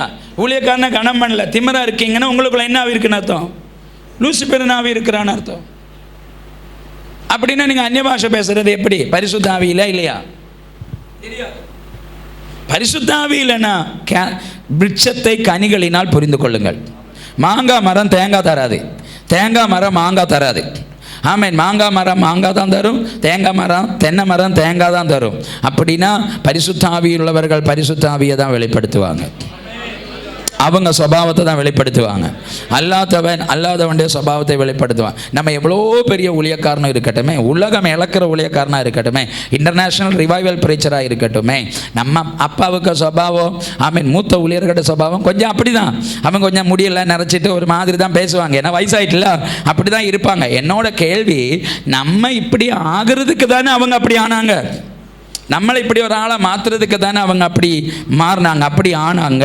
அப்படின்னா மூத்த ஊழியர்களை கனம் பண்ணாத ஊழியக்காரது யாராவது இருந்துட்டு போகிறாங்க. கனம் பண்ணாத ஊழியக்காரன் ரியலி உங்களுக்குள்ள இருக்கிற ஸ்பிரிட் என்னன்னு நான் கேட்குறேன். ஊழியக்காரனை கனம் பண்ணாத விசுவாசி உங்களுக்குள்ள இருக்கிற ஸ்பிரிட் என்ன கேட்க. ஊழியக்காரன் யாரு? த அம்பாசடர் ஆஃப் கிரைஸ்ட். இந்த இடத்துல நிற்கிற பாஸ்டர் ஸ்டீபன் யாரு? உங்களுக்கு அவர் பிறந்த நாள்ல இருந்து நீங்கள் கையில் எடுத்து வளர்த்த பிள்ளையா இருக்கலாம், நீங்கள் கெட்டி பிடிச்ச பிள்ளையா இருக்கலாம், முத்தம் கொடுத்த பிள்ளையா இருக்கலாம், தாளாட்டின பிள்ளையா இருக்கலாம், தூக்கிட்டு நடந்த பிள்ளையா இருக்கலாம். ஆனால் பாஸ்டருக்கு பிள்ளை. ஆனால் இன்னைக்கு அவர் தான் இந்த பிளாட்ஃபார்மில் நிற்கிறார். ஆனால் அவர் உங்களுக்கு ஆவிக்குரிய தகப்பன். இன்னைக்கு அவர் தான் உங்களுக்கு ஊழியக்காரனா நிற்கிறார். அப்படின்னா கிரைஸ்ட் அம்பாசிடர், கிறிஸ்துவுக்கு பதிலாளியா இவர் தான் நிற்கிறார். இவருக்கு முன்னாடி வர அப்பா நின்னார், இப்போ அப்பா ஸ்தானத்தில் பிள்ளை நிற்கிறார். அந்த நாள் வரை நீங்கள் ஒருவேளை டேஸ்டிபா அப்படின்னு கூப்பிட்டுருக்கலாம். ஆனால் இந்த புல்பிட்டுக்கு வந்ததோட தகப்பனுடைய அதிகாரம் அவர் மேல் பகர்ந்தாயிட்டு அதிலிருந்து இவர் தகப்பனுக்கு பதிலான ஊழியக்காரர். ஆமாம், நீங்கள் டேங்கிறத அப்பமே நிறுத்திடணும். அடுத்த செகண்ட் பாஸ்டர்னு கூப்பிட ஆரம்பிச்சிடணும். காரணம், நீ வர உங்களுடைய ஆவிக்குரிய தகப்பன். உங்களுக்கு 85 வயசு இருக்கட்டும், அவருக்கு 14 வயசு தான் ஆகுது, ஆனால் அவர் உங்களுக்கு ஆவிக்குரிய தகப்பன். ஆமேன். உங்களுக்கு 80 வயசு இருக்கட்டும், அவங்களுக்கு 12 வயசு தான் ஆகுது, ஆனால் அவங்க ஆவிக்குரிய தாய். உங்களுடைய ஆவிக்குரிய தாயும் தகப்பனையும் நீங்கள் கனம் பண்ணணும். எத்தனை பேருக்கு நான் சொல்றது விளங்குது? பிளாட்ஃபார்முக்கு வந்துட்டாலே அவங்க கிரைஸ்ட் அம்பாசிடர், கிறிஸ்துவுக்கு பதிலாய் வந்து நிற்கிறாங்க. உங்களுக்கு தெரியுமா, இந்த சனிக்கிழமை ராத்திரி, இன்னைக்கு ராத்திரி இயேசு வந்து இதை பிரசங்கம் பண்றதுக்கு பதிலா என்ன வச்சு சொல்லிட்டு இருக்கிறார். என்ன எதுக்கு பதிலாக அனுப்பியிருக்கிறார்?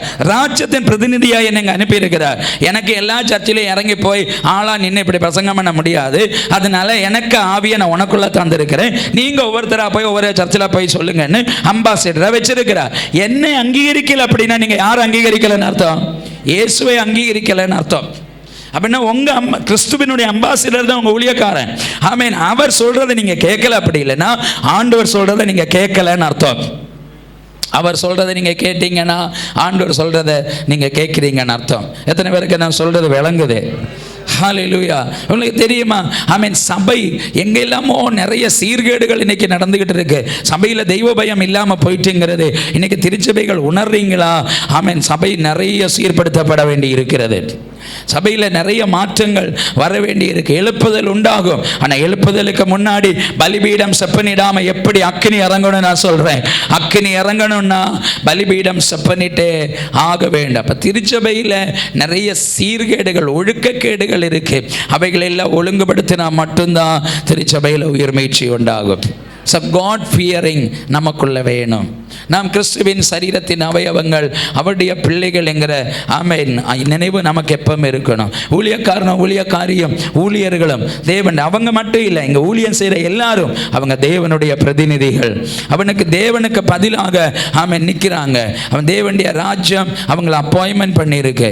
அவங்கள நீங்கள் கனம் பண்ணணும். என்னுடைய நல்ல தகப்பனும் தாய்க்காய் நான் ஆண்டவரை துதிக்கிறேன். 17 வயசு வரையும் வாடா போடான்னு தான் பேசிகிட்டு இருந்தாங்க. 17வது வயதில் நான் பைபிள் காலேஜுக்கு புறப்பட்டேன். பைபிள் காலேஜ் போய் வந்ததுக்கு அப்புறம் எங்கள் அப்பாவும் சரி எங்கள் அம்மாவும் சரி பாஸ்டர்னு தான் சொல்லுவாங்க. டேய் அப்படின்னு கூப்பிட மாட்டாங்க, டேன்னு சொல்ல மாட்டாங்க. பப்ளிக்கில் கூடும்போது என் பிள்ளை அவன் அப்படின்னு சொல்ல மாட்டாங்க, ஊழியக்காரர் அவர் அப்படி தான் சொல்லுவாங்க. இன்றைக்கும் அப்படி தான் எங்கள் தகப்பனும் தாயும்.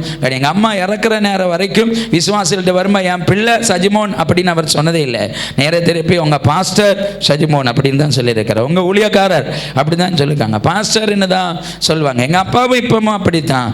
ஆமேன். அபிஷக்தன்னு சொல்கிறத விட்டுட்டு ஆமேன் அவன் இவன் இது வரைக்கும் கூப்பிட்டதே கிடையாது. அந்த அந்த அந்த ஆவிக்குரிய அந்த ஸ்பிரிச்சுவல் ரெஸ்பெக்ட் இருக்குது பார்த்தீங்க, கனம், அது தேவனுக்கு நீங்கள் கொடுக்கறது. எங்கள் அப்பாவுக்கு அம்மாவுக்கு என்ன வாடா போடான்னு போட்டு பேசுகிறதுக்கு 100% உரிமை இருக்குது. காரணம் அவங்க பிள்ளை. ஆமேன். அவங்க நீ நான் எவ்வளோ 80 ஆனாலும் ஆமேன், நான் இனி பேரம்பேத்தி எடுத்தாலும் எனக்கு அப்பா அப்பா தான், எனக்கு அம்மா அம்மா தான், நான் அவங்களுக்கு மகன் தான். அவங்க எப்படி வேணாலும் என்ன பேசலாம், ஆனால் அவங்க தர அந்த ரெஸ்பெக்ட், அவங்க பிள்ளைங்கிறத செகண்ட் கேட்டகரி, அவன் தேவனுடைய ஊழியக்காரங்கிறதுக்கு அவங்க கொடுக்குற அந்த கனம் பார்த்தீங்களா? இதுதான் சபை, இதுதான் காட் ஸ்பிரிட்னு நான் சொல்கிறேன். ஸோ சபைக்குள்ள காட் ஸ்பிரிட் இருக்கணும், ஈவில் ஸ்பிரிட் இருக்கக்கூடாது. ஸோ லாங்குவேஜ் ஸ்பிரிட் வர சபையை சீர்குலைச்சிக்கிட்டு இருக்கு. இன்னைக்கு அப்படி உள்ள ஆவிகள் இருந்தால் அதையும் அவிழ்த்து ஜெபம் பண்ணுங்க. கையை தட்டி கொஞ்ச நேரம் அந்நிய பாஷையில் ஜெபம் பண்ணுங்க பார்க்கலாம். இயேசுவின் நாமத்தில் ஆமென். எங்க திருச்சபையை சீர்குலைக்கிற சபைன்னு சொல்லாதங்க, சபைகளை சீர்குலைக்கிற அப்படி ஜெபம் பண்ணுங்க பார்க்கலாம்.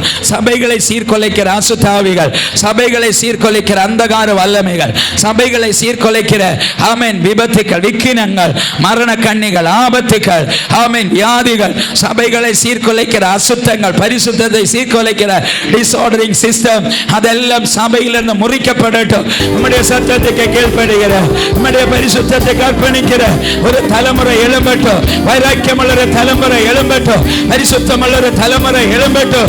தேவ ராஜ்யத்தை கட்டுகிற ஒரு தலைமுறை எழும்பட்டும். தேவனுக்கு முக்கியத்துவம் கொடுக்கிற ஒரு தலைமுறை எழும்பட்டும். தெய்வ பயமுள்ள ஒரு தலைமுறை எழும்பட்டும். தெய்வ பக்தியுள்ள ஒரு தலைமுறை எழும்பட்டும். Come on!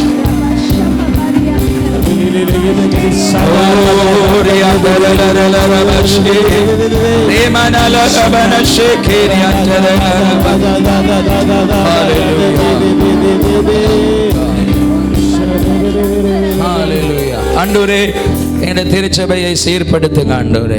கையை உயர்த்தி கேளுங்க. எங்களுடைய திருச்சபையை சீர்படுத்துங்க ஆண்டவரே. எங்களை ஸ்திரப்படுத்துங்க ஆண்டவரே. நாங்கள் உங்க சத்தத்துக்கு செவி சாய்கிறோம். நீங்க அனுப்ப போற எழுப்புதலுக்கு எங்களை பாத்திரவான்களை மாற்றுங்க. எழுப்புதலுக்கு நாங்கள் தடையா இருக்கக்கூடாது ஆண்டவரே. எங்களை ஒழுங்குபடுத்துங்க ஆண்டவரே. உம்முடைய ராஜ்யம் வருவதாக, உம்முடைய ராஜ்யம் வருவதாக, உம்முடைய ராஜ்யம் வருவதாக, உம்முடைய ராஜ்யம் வருவதாக. கைகளை உயர்த்தி நல்ல ஆமேன்னு சொல்லுங்க பார்க்கலாம். ஹல்லேலூயா. நான் நல்ல பிரசன்ஸை ஃபீல் பண்ணுறேன். நல்ல பிரசன்ஸை நான் ஃபீல் பண்ணுறேன் இன்னைக்கு. ஹல்லேலூயா. நீங்கள் எப்படி ஃபீல் பண்ணுறீங்கன்னு எனக்கு தெரியல. ஆனால் நான் இந்த புல்பிட்டில் நல்ல பிரசன்ஸை ஃபீல் பண்ணுறேன். ஆவியானவர் எங்கேயும் ரொம்ப சந்தோஷப்படுறதை நான் பார்க்குறேன். சோத்திரம். ஆவியானவர் சந்தோஷப்படுறதை ஆமென் நான் பார்க்குறேன். ஹல்லேலூயா. ஆமென். ஆண்டவருக்கு திருச்சபையில் வீட்டில் இருக்கிற சீர்கேடுகளால் அப்பாவை பிள்ளைங்க சீர்கேடுகள் அப்பாவால் பார்த்துட்டு இருக்க முடியாது. ஹல்லேலூயா. நீங்கள் இன்றைக்கி பார்த்துருக்கீங்களா? அந்த காலகட்டத்தில் ஞாயிற்றுக்கிழமை போனால் பிள்ளைங்களுக்கு ட்ரெஸ் கோடு, ஊழியக்காரனுக்கு ட்ரெஸ் கோடு, அந்த ஊழியக்காரன் நிற்கிற ஸ்டைலாக ஸ்பீக்கிங், அவனுடைய லுக்கிங், அவங்க ஆக்டிவிட்டீஸ் எல்லாம் எப்படி இருக்குன்னு தெரியுமா? ஆனால் நேரே திருப்பி இன்னைக்குள்ள தலைமுறைக்கு ட்ரெஸ் கோடை பார்த்துக்கிங்களா? ஆமென். சர்ச்சுக்கு வந்து புல்பிட்டில் நிற்கிறவன் பண்ணி முடிந்த மாதிரி இருக்கும் அவனுக்கு தலை மேலே மாதிரி. ஹல்லேலூயா. புல்பிட்டில் கீழே இருக்கவங்க விட்டுருங்க, புல்பிட்டில் நிற்கிறவங்களுக்கு அப்படி இருக்கும். ஆமென். ஞாயிற்றுக்கிழமை தான் கருத்ததை போட்டுட்டு வருவான். ஆமென். கருத்த ட்ரெஸ் கோடில் வந்து நிற்பாங்க. ஆமென். அதுவும் சரி, வெள்ளையும் கருப்பம் போனாலும் பரவாயில்ல, கருப்பம் பிளாக் அண்ட் பிளாக் கேட்டாக தான் வந்து நிற்பாங்க. கேட்டால் சொல்லுவாங்க ட்ரெஸ்ஸில் ப்ரெசன்ஸ் இருக்கா அப்படின்னு கேட்பாங்க. ட்ரெஸ் இல்லையா? ஆமென். ஆண்டவர் வெளிப்படுறார் அப்படின்னு கேட்பாங்க. என்னோட கேள்வி, தேவனுடைய ராஜ்யத்துக்கு ஒரு ரெஸ்பெக்ட் இருக்குது தெரியுமா? ராஜ்யத்துக்கு ஒரு ரெஸ்பெக்ட் இருக்குது உங்களுக்கு தெரியுமா? இந்தியன் ஆர்மிக்கு ஆமென் தோணின மாதிரி தலைமுடியும் வெட்டி, தோணின மாதிரி சாப்பிட்டுக்கிட்டு, தோணின மாதிரி உடம்பை வளர்த்துட்டு, தோணின மாதிரி ட்ரெஸ் கோடு போட்டுட்டு ஆர்மிக்குள்ளே போக முடியாது தெரியுமா? இந்தியன் ஆர்மிக்கு அதுக்குரிய தகுதி இருக்குது. அந்த யூனிஃபார்மத்தில் தான் நீ ஆர்மியில் நிற்கணும். இல்லை, இது கிங்டம். அப்போ இந்த ராஜ்யத்துக்குள்ளே அதுக்குரிய குவாலிட்டி இருக்கா இல்லையா? ஏன் அந்த கணத்தை நீங்கள் கொடுக்க மாட்டேங்கிங்கன்னு கேட்குறேன். நீங்கள் ரிவைவல் ப்ரீச்சராக இருங்க. என்னோட கேள்வி, உன்னுடைய ப்ரீச்சிங் சத்தத்தில் மாத்திரம் இல்லை, உன்னுடைய நடை உடை பாவனைகளில் எல்லாம் மேனிஃபெஸ்ட் ஆகணும். ஆமென். சுவாமி விவேகானந்தர் சொன்னார், நான் வாழ்ந்த காலகட்டத்தில் இயேசுவை யார்கிட்டையும் பார்க்கல. இயேசுவை யாரிடமாவது பார்த்துருந்தா நான் சுவாமி பரமானந்தர் ஹம்சர்கிட்ட போயிருக்க மாட்டேன், நான் இயேசுவின் பரமசீடனாய் மாறி இருப்பேன்னு சொன்னாராம். அப்படின்னா சுவாமி விவேகானந்தர் யாரை தேடினார்? இயேசுவை தான் தேடினார். அல்லாமல் ஒரு கூட்டம் ஜனங்களை, ஆவிக்குரியவர்களை தேடவில்லை. அவன் 17ஆம் நூற்றாண்டு சீர்திருத்தவாதி மார்ட்டின் லூத்தர் சொன்னார், உன்னுடைய அயல்வாசி ரட்சிக்கப்படுறதுக்கு தடை ரட்சிக்கப்பட்ட நீ தான் அப்படின்னு சொன்னாரா. நம்ம வாழ்க்கை ஒழுங்கில்லாததுனால தான் நம்முடைய அயல்வாசி கூட ரட்சிக்கப்படலைன்னு மார்ட்டின் லூத்தர் ஆமென் சொல்லி இருக்கிறாரா. ஹல்லேலூயா. அவன் நம்முடைய தேசத்தந்தை மகாத்மா காந்திஜி சொன்னார், பைபிள் எனக்கு பிடிக்கும், கிறிஸ்துவம் எனக்கு பிடிக்கும், ஆனால் கிறிஸ்தவர்களை எனக்கு பிடிக்காது அப்படின்னாரா. ஏன்? ஆமென். ஜனங்கள் தேடுறது ஒரு ப்ராஃபட் இல்லை, ஒரு ஊழியக்காரனை இல்லை, ஒரு அப்போஸ்தலை இல்லை, ஒரு மிரக்கிள் வர்க்கரை இல்லை. ஜனங்கள் தேடுறது கிறிஸ்துவை உங்களில் தேடுகிறார்கள். ஆமென். அப்போ மிரக்கிள் மாத்திரம் இல்லை, அனாயிண்டிங் மாத்திரம் இல்லை, ட்ரெஸ் கோடு வர கிறிஸ்துவை வெளிப்படுத்தணும். ஹல்லேலூயா. ட்ரெஸ் கோடு வர கிறிஸ்துவை வெளிப்படுத்தின, ஸ்பீக்கிங் ஸ்டைல் ஆஃப் ஸ்பீக்கிங் கிறிஸ்துவை வெளிப்படுத்தின, லுக்கு கிறிஸ்துவை வெளிப்படுத்தின, ஆக்டிவிட்டீஸை கிறிஸ்துவை வெளிப்படுத்தின, பாடி லாங்குவேஜ் கிறிஸ்துவை வெளிப்படுத்தணும். நமக்குள்ள ஜனங்கள் பார்க்கறது கிறிஸ்துவை தான் எதிர்பார்க்கிறாங்க. நான் சொல்கிறேன், ரிவைவலுக்கு வேண்டி கொஞ்சம் பேர் ஓடுறாங்களே, ஆனால் ரிவைவல் உண்டாகணும்னா இது நடந்தால் தான் ரிவைவல் வரும். அது வரைக்கும் ரிவைவல் வரவே செய்யாது. ரிவைவல் உண்டாகணும்னா கிறிஸ்து ஜனங்களுக்குள்ள வெளிப்படணும். இன்னைக்கு ஒரு ஹிந்து, ஒரு முஸ்லீம் தேடுறது வந்து ஒரு ப்ராப்பர்ட்டை இல்லை, ஆமென், ஒரு ப்ரீச்சரை இல்லை, அவங்க தேடுறது கிறிஸ்துவை தான் தேடுறாங்க. கிறிஸ்துவை வெளிப்படுத்தினா கண்டிப்பாக இந்துக்கள் ரட்சிக்கப்படுவாங்கன்னு நான் சொல்கிறேன், முஸ்லீம்கள் ரட்சிக்கப்படுவாங்கன்னு நான் சொல்கிறேன். அவங்க இயேசுவை அங்கீகரிப்பாங்க. இயேசுவை வெளிப்படுத்தாத வாழ்க்கையும் இயேசுவை வெளிப்படுத்தாத ஊழியமும் தேவனுடைய ராஜ்யம் அல்லன்னு நான் சொல்கிறேன். தேவனுடைய ராஜ்யத்துக்கு ஒரு டிசிப்ளின் இருக்குது. அந்த டிசிப்ளின் படி தான் தேவனுடைய ராஜ்யத்துக்குள்ள பிரவேசிக்க முடியும். எத்தனை பேர் ஆமென் சொல்வீங்க? ஹல்லேலூயா. ஆமென். ஆமென். இது வந்து சர்ச். இது வந்து சர்ச்சு. இந்த சர்ச்சுக்குள்ளே நான் அந்த பின்னாடி ஒரு வெளுத்த சிஸ்டர் இருக்காங்க. அந்த சிஸ்டருக்கு பக்கத்தில் ஒரு பெரிய எருமையை கட்டியிருக்கு, 2 எருமையை. ஆனால் அந்த நடுவில் ஒரு காளையை கட்டியிருக்கு. இந்த கரை 4 பன்னிக்குட்டியை கட்டியிருக்கு. இந்த கரை கொஞ்சம் கோழியும் வாத்தும் தாராவும் இதெல்லாம் கட்டி வளர்த்தி போட்டிருக்காங்க. அப்புறம் இதுக்குள்ளே ஃபுல்லாக சாணியாக கிடக்குது. நீங்கள் இங்கே வந்திருந்து ஆராதிப்பீங்களா? சொல்லுங்கள், ஆராதிப்பீங்களா? இது ஆலயங்கிற வரைக்கும் இந்த ஆலயத்துக்குரிய பியூரிட்டி இதுக்குள்ளே வேணும்னு நீங்கள் விரும்புகிறீங்களா இல்லையா? அது இருக்கனால தானே வந்து இருக்கீங்க. அப்போ என்னோட கேள்வி, நீங்கள் தேவனுடைய ஆலயம் அல்லவா? உங்களுக்குள்ள தேவனுடைய ஆவியானவர் இருக்கிறார் அல்லவா? அப்போ உங்கள் இருதயத்துக்குள்ளே ஆடு மாடு பன்னிக்குட்டி இருந்தால் சர்வ வல்லவர் எப்படி இருப்பார்னு என்னுடைய கேள்வி.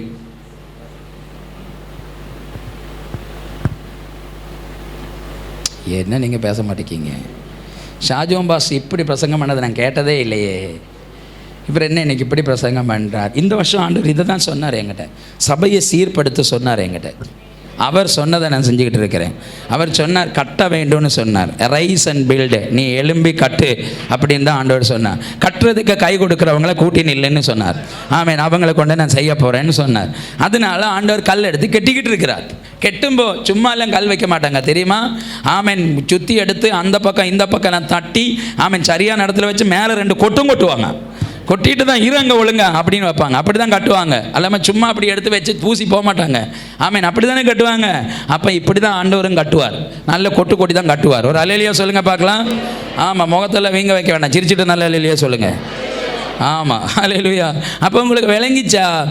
திருச்சபையை கற்ற எழுப்புதல். ஆலயம்னா என்ன? தேவன் தங்கி இருக்கிற பரிசுத்த பூமி நம்முடைய ஆலயம்.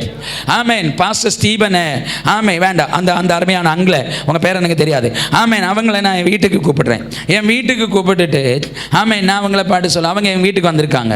நீங்கள் ஃப்ரெண்டில் இருங்க அங்கிள் அப்படின்னு சொல்லிட்டு கிச்சனில் போய் நல்ல புகையை போட்டு மூட்டி ஃப்ரெண்ட் ரூமை ஃபுல்லாக நிறைச்சா நீங்கள் அங்கே இருப்பீங்களா?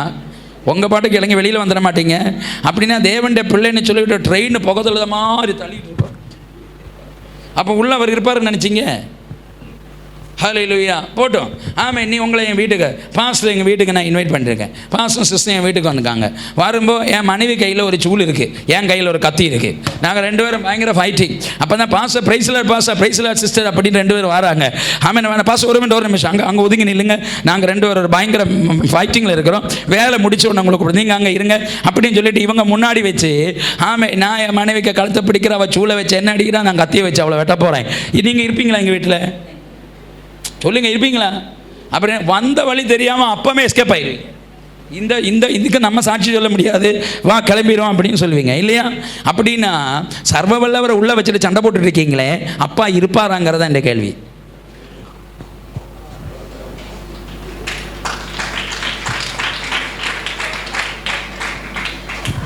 அதுவும் பரிசுத்தம் உள்ளவர், ஹம்பிள், சிம்பிள், ஹோலி, அவரை உள்ள வச்சுட்டு நீங்கள் சண்டை போட்டுட்டு இருந்தால் அவர் எப்படி இருப்பாருன்னு என்னோட கேள்வி.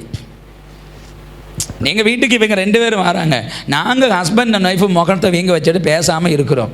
ஒரு கிளாஸ் தண்ணி எடுத்து கொடுன்னு சொல்ல முடியுமா? சாப்பாடு விளம்பன்னு சொல்ல முடியுமா? இனி வேஷம் போட்டு வந்தால் கூட எங்கள் வீடு அந்த ரிலாக்ஸேஷன் இல்லாததுனால இவங்களுக்கு ஃபீல் ஆகுமா இருக்காதா? கண்டிப்பாக ஃபீல் ஆகும் தானே. ஹல்லேலூயா. அப்படின்னா ஆவியானவர் தங்கி இருக்கிற இந்த ஆலயம் அசுத்தமாக இருக்கிறதுல எப்படி அவர் பார்த்துக்கிட்டு இருப்பார்? நான் சொல்கிறேன், நீங்கள் தேவனுடைய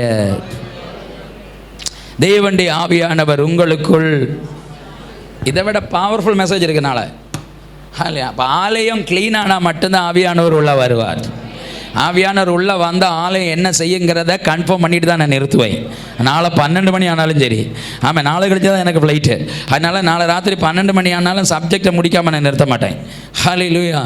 ஆலயம் என்ன செய்யுங்கிறத தெளிவுபடுத்தி ஒரு 4 பேரையாவது உங்களை வச்சு சுகமாக்கிட்டு தான் நான் விடுவேன். ஆலயம் என்னன்னு தெரியணும். ராமேன்னு சொல்லுங்கள் பார்க்கலாம். ஸோ நீங்கள் தேவனுடைய ஆலயமும் தேவனுடைய ஆவியானவர் உங்களுக்குள் வாசமாக இருக்கிறார் என்கிறதையும் அறியீர்களா? அப்படின்னா ஆலயத்துக்குள்ளே இருக்கிற பன்னிக்குட்டியும் பட்டிக்குட்டியும் நாய்க்குட்டியும் எல்லாம் வெளியில் துரத்துங்க. மயிலையும் குயிலையும் எல்லாம் துரத்துங்க. பாம்பையும் பூரானை எல்லாம் துரத்துங்க. அண்ட் உங்கள் ஆலயத்தை நீங்கள் க்ளீன் பண்ணுங்க. ஹல்லேலூயா. ஆலயத்துக்குள் அவர் மட்டும்தான் இருக்கணும். அசுத்தங்கள் ஆலயத்துக்குள்ளே இருக்கக்கூடாது. நல்ல கையை உயர்த்தி ஒரு ஆமேன்னு சொல்லுங்கள் பார்க்கலாம். நான் உங்களுக்கு நிறைய பேருக்கு உங்கள் வேலை உங்களுக்கு தெரியல. பாஸ்டருக்கு பிள்ளைங்க வாமா தங்கம் பா. ஹல்லேலூயா. நல்ல பிள்ளைய உங்கள் பாஸ்டருக்கு ஆண்டவர் கொடுத்துருக்கிறார், தங்கமான பிள்ளை. ஹல்லேலூயா. இங்கே கவனிங்க. ஆமீன். இந்த பிள்ளை அவங்க அப்பா மாமா பார்த்து சொல்லுது, என்னை ஏமா பெற்றிருக்க, எனக்கு என்ன விலை இருக்குது, உங்கள்கிட்ட போய் நீங்கள் போய் என்னை பெற்றிருக்கீங்க பாருங்கள், நான் எதுக்கு உயிரோடு வாழணும், நான் யூஸ்லெஸ், எனக்கு ஒரு விலையும் இல்லை, ஆமாம், நான் பிரயோஜனம் இல்லாத பார்த்துருவோம், சபிக்கப்பட்டவள், நான் எதுக்கு இந்த உலகத்தில் வாழணும் அப்படின்னு இந்த பிள்ளை சொல்கிறா. அப்போ இவளுக்கு வேலையை இவள் புரிந்து கொள்ளலை. இனி இவங்க அம்மா சொல்கிறாங்க, உன்னையெல்லாம் பெற்ற வளர்த்ததுக்கு 2 வாழையை வச்சுருந்தேன், 4 வாழைத்தார் தந்திருக்கோம், உன்னை போய் பெற்று வளர்த்திட்டு இருக்க பாரு அப்படின்னு அவங்க திட்டுறாங்க. அப்போ அவங்களுக்கும் இந்த பிள்ளைக்கு வேலை தெரியல.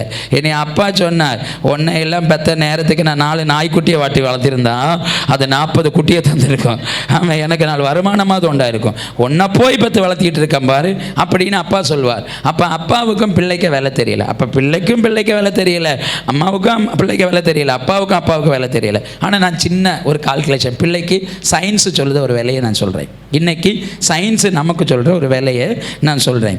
அமெரிக்காவில் ஆமேன் ஒரு கிரேட் சயின்டிஸ்ட்டு, அவர் ஒரு மனுஷனுக்கு கொடுக்குற விலை, 1 கிராம் மாம்சத்துக்கு விலை வந்து $60,000. மனுஷனுக்கு, ஹியூமனுக்கு 1 கிராம் மாம்சத்தினுடைய விலைங்கிறது $60,000. $1 வந்து $70. அப்படின்னா $60,000 நீங்கள் கால்குலேட் பண்ணுங்கள். ஆமேன். அப்போ எத்தனை அவருக்கு விலை எவ்வளோன்னு பாருங்கள். நீங்கள் $60,000 போக வேண்டாம், அப்படியே கால்குலேஷனை விட்டுருங்க. நான் ஒரு கால்குலேஷன் சும்மா சொல்கிறேன்.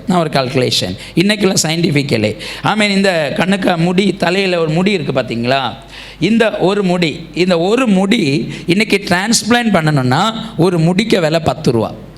ஒரு முடி டிரான்ஸ்பிளான்ட் பண்ணதுக்கு $10. ஒரு 1,00,000 முடி இருக்குன்னு வச்சுக்கோங்களேன். இந்த 1,00,000 கூட்டுங்க, சடச்சடன்னு கால்குலேட் பண்ணுங்கள். ஒரு ஆளுக்கு மொபைல் எடுத்துக்கோங்க, நான் சொல்ல கால்குலேட் பண்ணுங்கள், கடைசியில் நீங்கள் சொல்லணும். ஆமீன். ஒரு முடிக்க விலை $10. அப்போ 1,00,000 முடி இருக்குன்னு வச்சுக்கோங்களேன்.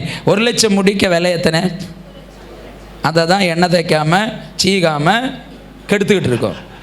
ஆனால் விலை இல்லாமல் எவ்வளோ பத்திரமா ஒரு முடி ஆண்டவர் நமக்கு தந்திருக்கான்னு தெரியுமா? அப்போ இதை பாதுகாக்கணுமா வேண்டாமா? ஹல்லேலூயா. இனி அடுத்து காட்டுமா? வெரி குட், நல்ல பல்லு. இந்த ஒரு பல்லுக்கு விலை இன்னைக்கு $30,000. குறைஞ்சது தான் நான் சொல்கிறேன். ஒரு ஃபிக்ஸட் பல்லு வைக்கிறதுக்கு $30,000. 32 பல்லு, 32 இன்னும் 30,000 கொடுங்க. அப்புறம் தான் நம்ம பல்லு தைக்காமல் பல்ல வச்சுட்ருக்கோம், புழு பிடிக்க வச்சுட்ருக்கோம். இனி அடுத்து இங்கே கவனிங்க. இந்த ஒரு கண்ணு டிரான்ஸ்பிளான்ட் பண்ணணுன்னா குறையாமல் 10 லட்சம் முதல் 25 லட்சம், குறையாமல், அது குறைஞ்ச யாரும் தர மாட்டாங்க, குறையாமல் 10 லட்சம் ரூபா, இதில் 25 லட்சம் ரூபா. நீங்கள் வேணால் ஒரு 15 லட்சம் போட்டுக்கோங்க. 15 லட்சம். 2 கண்ணு 30 லட்சம். அப்போ தான் ராத்திரி ஃபுல்லாக மொபைல் எடுத்துகிட்டு இப்படி இருக்காது. பின்ன கட்டு போகாமல் என்ன செய்யும்? அந்த கண்ணை நீங்கள் பத்திரப்படுத்துறீங்களா? இந்த மொபைலுக்கு வெறும் $10,000 தான் விலை. இந்த $10,000 மொபைலோட விலையுள்ள இந்த மொபைலை எவ்வளோ சுத்தமாக வச்சுருக்கேன்னு பாருங்கள். இது எங்கேயாவது வைப்பீங்களா? ராத்திரி படுக்க போகும்போது கூட தலைக்கமாட்டில் வச்சு தான் படுப்பீங்க. அப்படின்னா 15 லட்சம் ரூபா உள்ள கண்ணை இப்படி பத்திரமா பார்க்கிங்களா? இனி விடுங்க. ஆமாம், இவளுக்கு ஹார்ட்டு, லிவர், அப்புறம் வேறு லங்ஸு, இப்படி கொஞ்சம் அவயவம் இருக்குது. ஒரு ஹார்ட்டு டிரான்ஸ்பிளான்ட் பண்ணனா எத்தனை லட்சம் ரூபா? 50 லட்சம் ரூபா. ஒரு ஹார்ட்டு டிரான்ஸ்பிளான்ட் பண்ண 50 லட்சம் கிடைக்காது, 25 முதல் 50 லட்சம் ரூபா. அப்போ ஹார்ட்டு, லிவர், லங்ஸ் இதுக்கெல்லாம் கூடி $1 கோடி குடிக்கோங்க. இனி 2 கிட்னி, ஒரு கிட்னிக்கு 25 லட்ச ரூபா டிரான்ஸ்பிளான்ட் பண்ணுறதுக்கு, ஒரு கிட்னிக்கு 25 லட்சம் ரூபா. அப்படின்னா 2 கிட்னிக்கு 25 கிடைக்காது. பின்னே நான் சொல்கிறேன், ஒரு எஸ்டிமேட் சும்மா 25 லட்சம் ரூபா. அப்போ 50 லட்சம் ரூபா. நான் இப்போ சொன்ன இந்த அவயவங்களுக்கு மாத்திரம் எத்தனை கோடி ரூபா? 2. இது எத்தனை கோடி ரூபாய்க்கு சொத்து?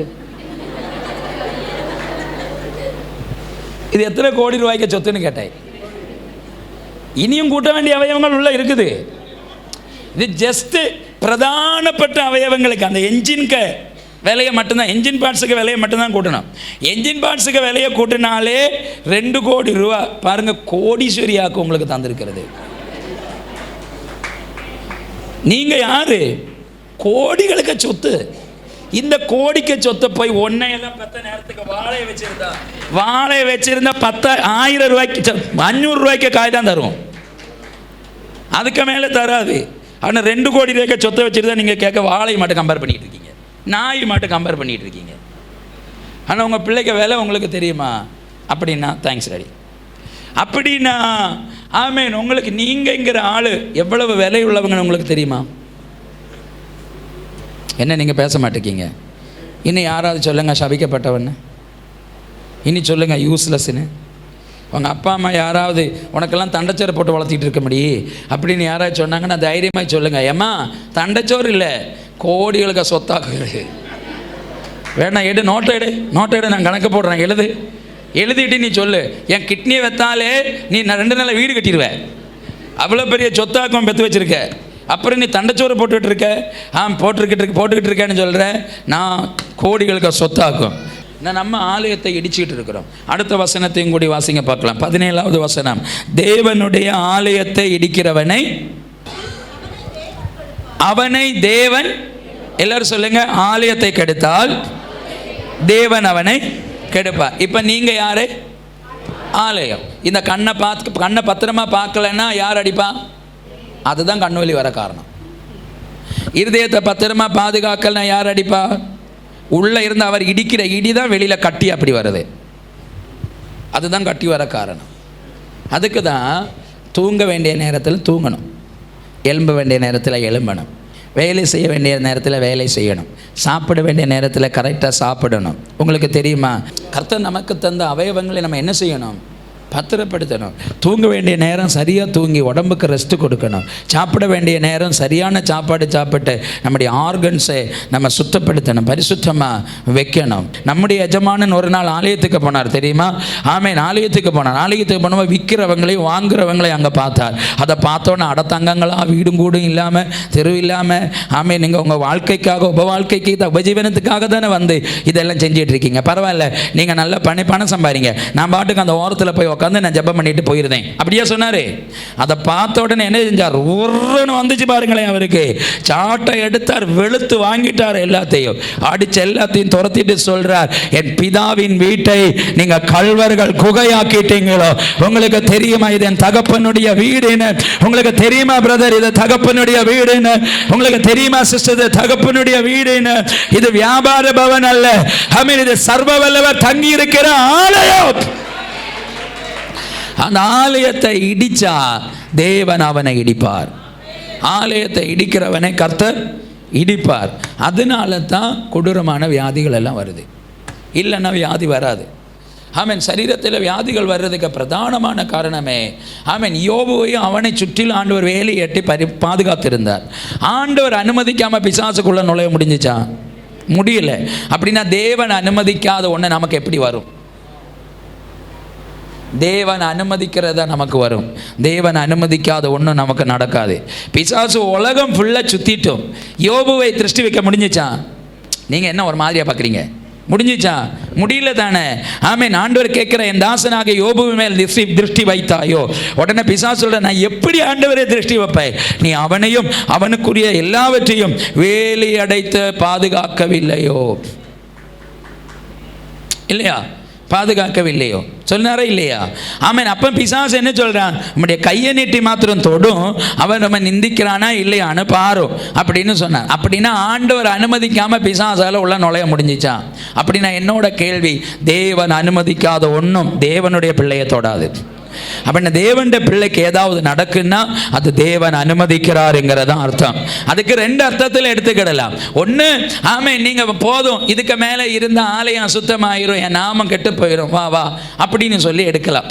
இல்லை 2, அவர் தந்ததை பாதுகாக்காததுனால பழுதாய் போனதுனால, எஜமான நீ பழுதான வீட்டுக்குள்ளே நீ இருக்க வேண்டாம், வா வேற வீட்டுக்குள்ளே நீ போயிரு அப்படின்னு சொல்லி தூக்கலாம். இந்த 2 காரியத்தினால காலங்களுக்கு முன்னமே மரணம் சம்பவிக்கலாம் தேவனுடைய பிள்ளைகளுக்கு. யாருக்கு ஒரு கொஸ்டினுக்கு ஆன்சரும் கூட ஆண்டவர் தருகிறார். தேவனுடைய திட்டம் இல்லாமல் தேவன் அனுமதிக்காத ஒன்றும் தேவனுடைய பிள்ளையை தொடாது. நீடி ஆயுள் உங்களுக்கு வேணும் அப்படின்னா, ஊழியக்காரனை வர நான் சொல்கிறேன், நீடி ஆயுள் வேணும்னா ஆண்டவர் உங்களுக்கு அந்த ஆலயத்தை நீங்கள் பத்திரப்படுத்தணும். ஹல்லேலூயா. ஆலயம் சுத்தமாக இருந்தால் அவர் உங்களுக்கு நீடி ஆயுளை தருவார். ஆலயம் சுத்தம் இல்லைன்னா அவர் கண்டிப்பாக ஆலயத்தை இடிப்பார். ஆலயத்தை இடிக்கிறது தான் வசனம் சொல்லியிருக்கு, ஆலயத்தை இடித்தா தேவன் அவனை தேவன் அவனை கெடுப்பார். இப்போ தேவன் கெடுத்தா யாரால நம்மளை காப்பாற்ற முடியும்? திருடன் திருடவும் கொல்லவும் அழிக்கவும் வருகிறான், இயேசுவோ ஜீவன் உண்டாகவும் அது பரிபூர்ணப்படவும் வந்தேன் அப்படின்னு சொல்கிறார். அப்படின்னா ஆண்டவர் நமக்கு ஜீவனை தர தான் வந்திருக்கிறார், சாத்தான் நம்மளை கெடுக்கிறதுக்கு தான் வருகிறார். இப்போ நம்முடைய அவயவங்களை பழுதாகிறதுக்கு நீங்கள் ஆட்டுக்கோ மாட்டுக்கோ எதுக்கோ ஒன்றுக்கு ஆலயத்துக்குள்ளே இடம் கொடுத்துட்டீங்க. அது உங்கள் ஆலயத்தை கெடுத்து தூணை எல்லாம் அரித்து இல்லாமல் ஆக்கிட்டு வீடு இடிஞ்சு போயிட்டு அதுக்கு மேலே வீட்டில் இருக்க முடியாதுங்கிறதுனால எஜமானன் உங்களை வீட்டை விட்டு வெளியேற்றிட்டார். அதனால தான் நம்முடைய ஆயுசு முடிவடைஞ்சு போச்சு. நம்ம சொல்கிறோமே 40 வயசுலேயே 45 வயசுலேயும் இறந்து போன உடனே நம்ம சொல்கிறோமே பரிசுத்தவான் ஆமென், உலகத்தின் அவருடைய ஊழியத்தை எல்லாம் முடிச்சுட்டு போயிட்டார். ஊழியத்தை ஒன்று முடிச்சுட்டு போகலை, அவர் மேடையில் தான் மேடை பிரசங்கியார், ஆனால் ஆலயத்தில் அசுத்தம். அதனால தான் 45 இதுக்கு மேலே நீ இருந்தனா என் நாமம் கெட்டு போயிடும், நீ வந்துரு அப்படின்னு சொல்லி தூக்கிட்டார். வசனம் சொல்லியிருக்கு, அப்படின்னா வசனம் சொல்லக்கூடாது. வசனம் சொல்லியிருக்கு, பூரண ஆயுளோடும் நரை மயிரோடும் நித்தியத்துக்குள்ளே பிரவேசிக்க பண்ணுவேன் அப்படின்னு வசனம் சொல்லியிருக்கு. பரிசுத்தவான்கள் அப்படி இறந்துருக்காங்களே, நம்ம ஊரில் அப்படி உள்ளவங்க இருக்காங்க தானே. 60, 70, 80, 90 ஏன் 100 வயசு வரை தாண்டின பரிசுத்தவான்கள் ஜெபம் பண்ணி போயிருக்காங்க தானே. அவங்க அத்தனை ஆண்டுகள் இருந்து பிரசங்கம் பண்ணி ஊழியம் செஞ்சு போயிருக்காங்க தானே. அப்போ பின்ன எப்படி பிரதர் 40 ஓட்ட முடியும்? 40 எப்படி ஓட்ட முடியும்னு கேட்குறேன். உங்களுக்கு முடிஞ்ச ஓட்டம் 40 வயசு வரை தான் ஓட வச்சிருக்காராக்கும். நோ, உங்களை நீங்கள் பூரண ஆயுசோடு இருக்கணும்னு தான் அவருடைய சித்தம். ஆனால் நம்ம ஆலயத்தை கெடுத்துட்டோம். ஆலயத்தை கெடுத்தனால தேவன் அவனை கெடுத்துட்டார். உங்களுக்கு வசனம் ப்ரூஃப் வேணுமா? ஆமென், கன்ஃபார்ம் பண்ணுறேன். ஆமென், 1 கொரிந்தியர் 5:1 வாசிச்சு போகிற நேரம் இல்லை, நான் ஜெபிக்க போகிறேன், நீங்கள் வாசிச்சுக்கோங்க. ஜாதிகளிலும் சொல்லப்படாத பாவங்கள் உங்களுக்கு இருக்கிறது என்கிறதை நான் கேள்விப்பட்டேன். அப்படி உள்ளவனை குறித்து கொஞ்சம் வாசிங்க பார்க்கலாம், வாசித்தா தான் நல்லது. ஆ ஆ ஆ ஆ ஆ ஆ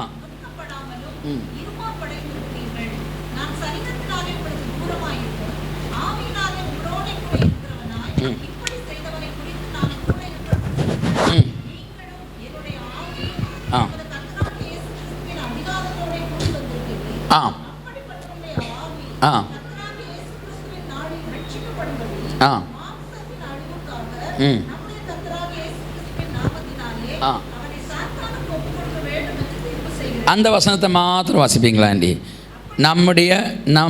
நீங்களும் நானும் நம்முடைய கர்த்தராகிய இயேசு கிறிஸ்துவை மாத்திரம் வாசிங்க.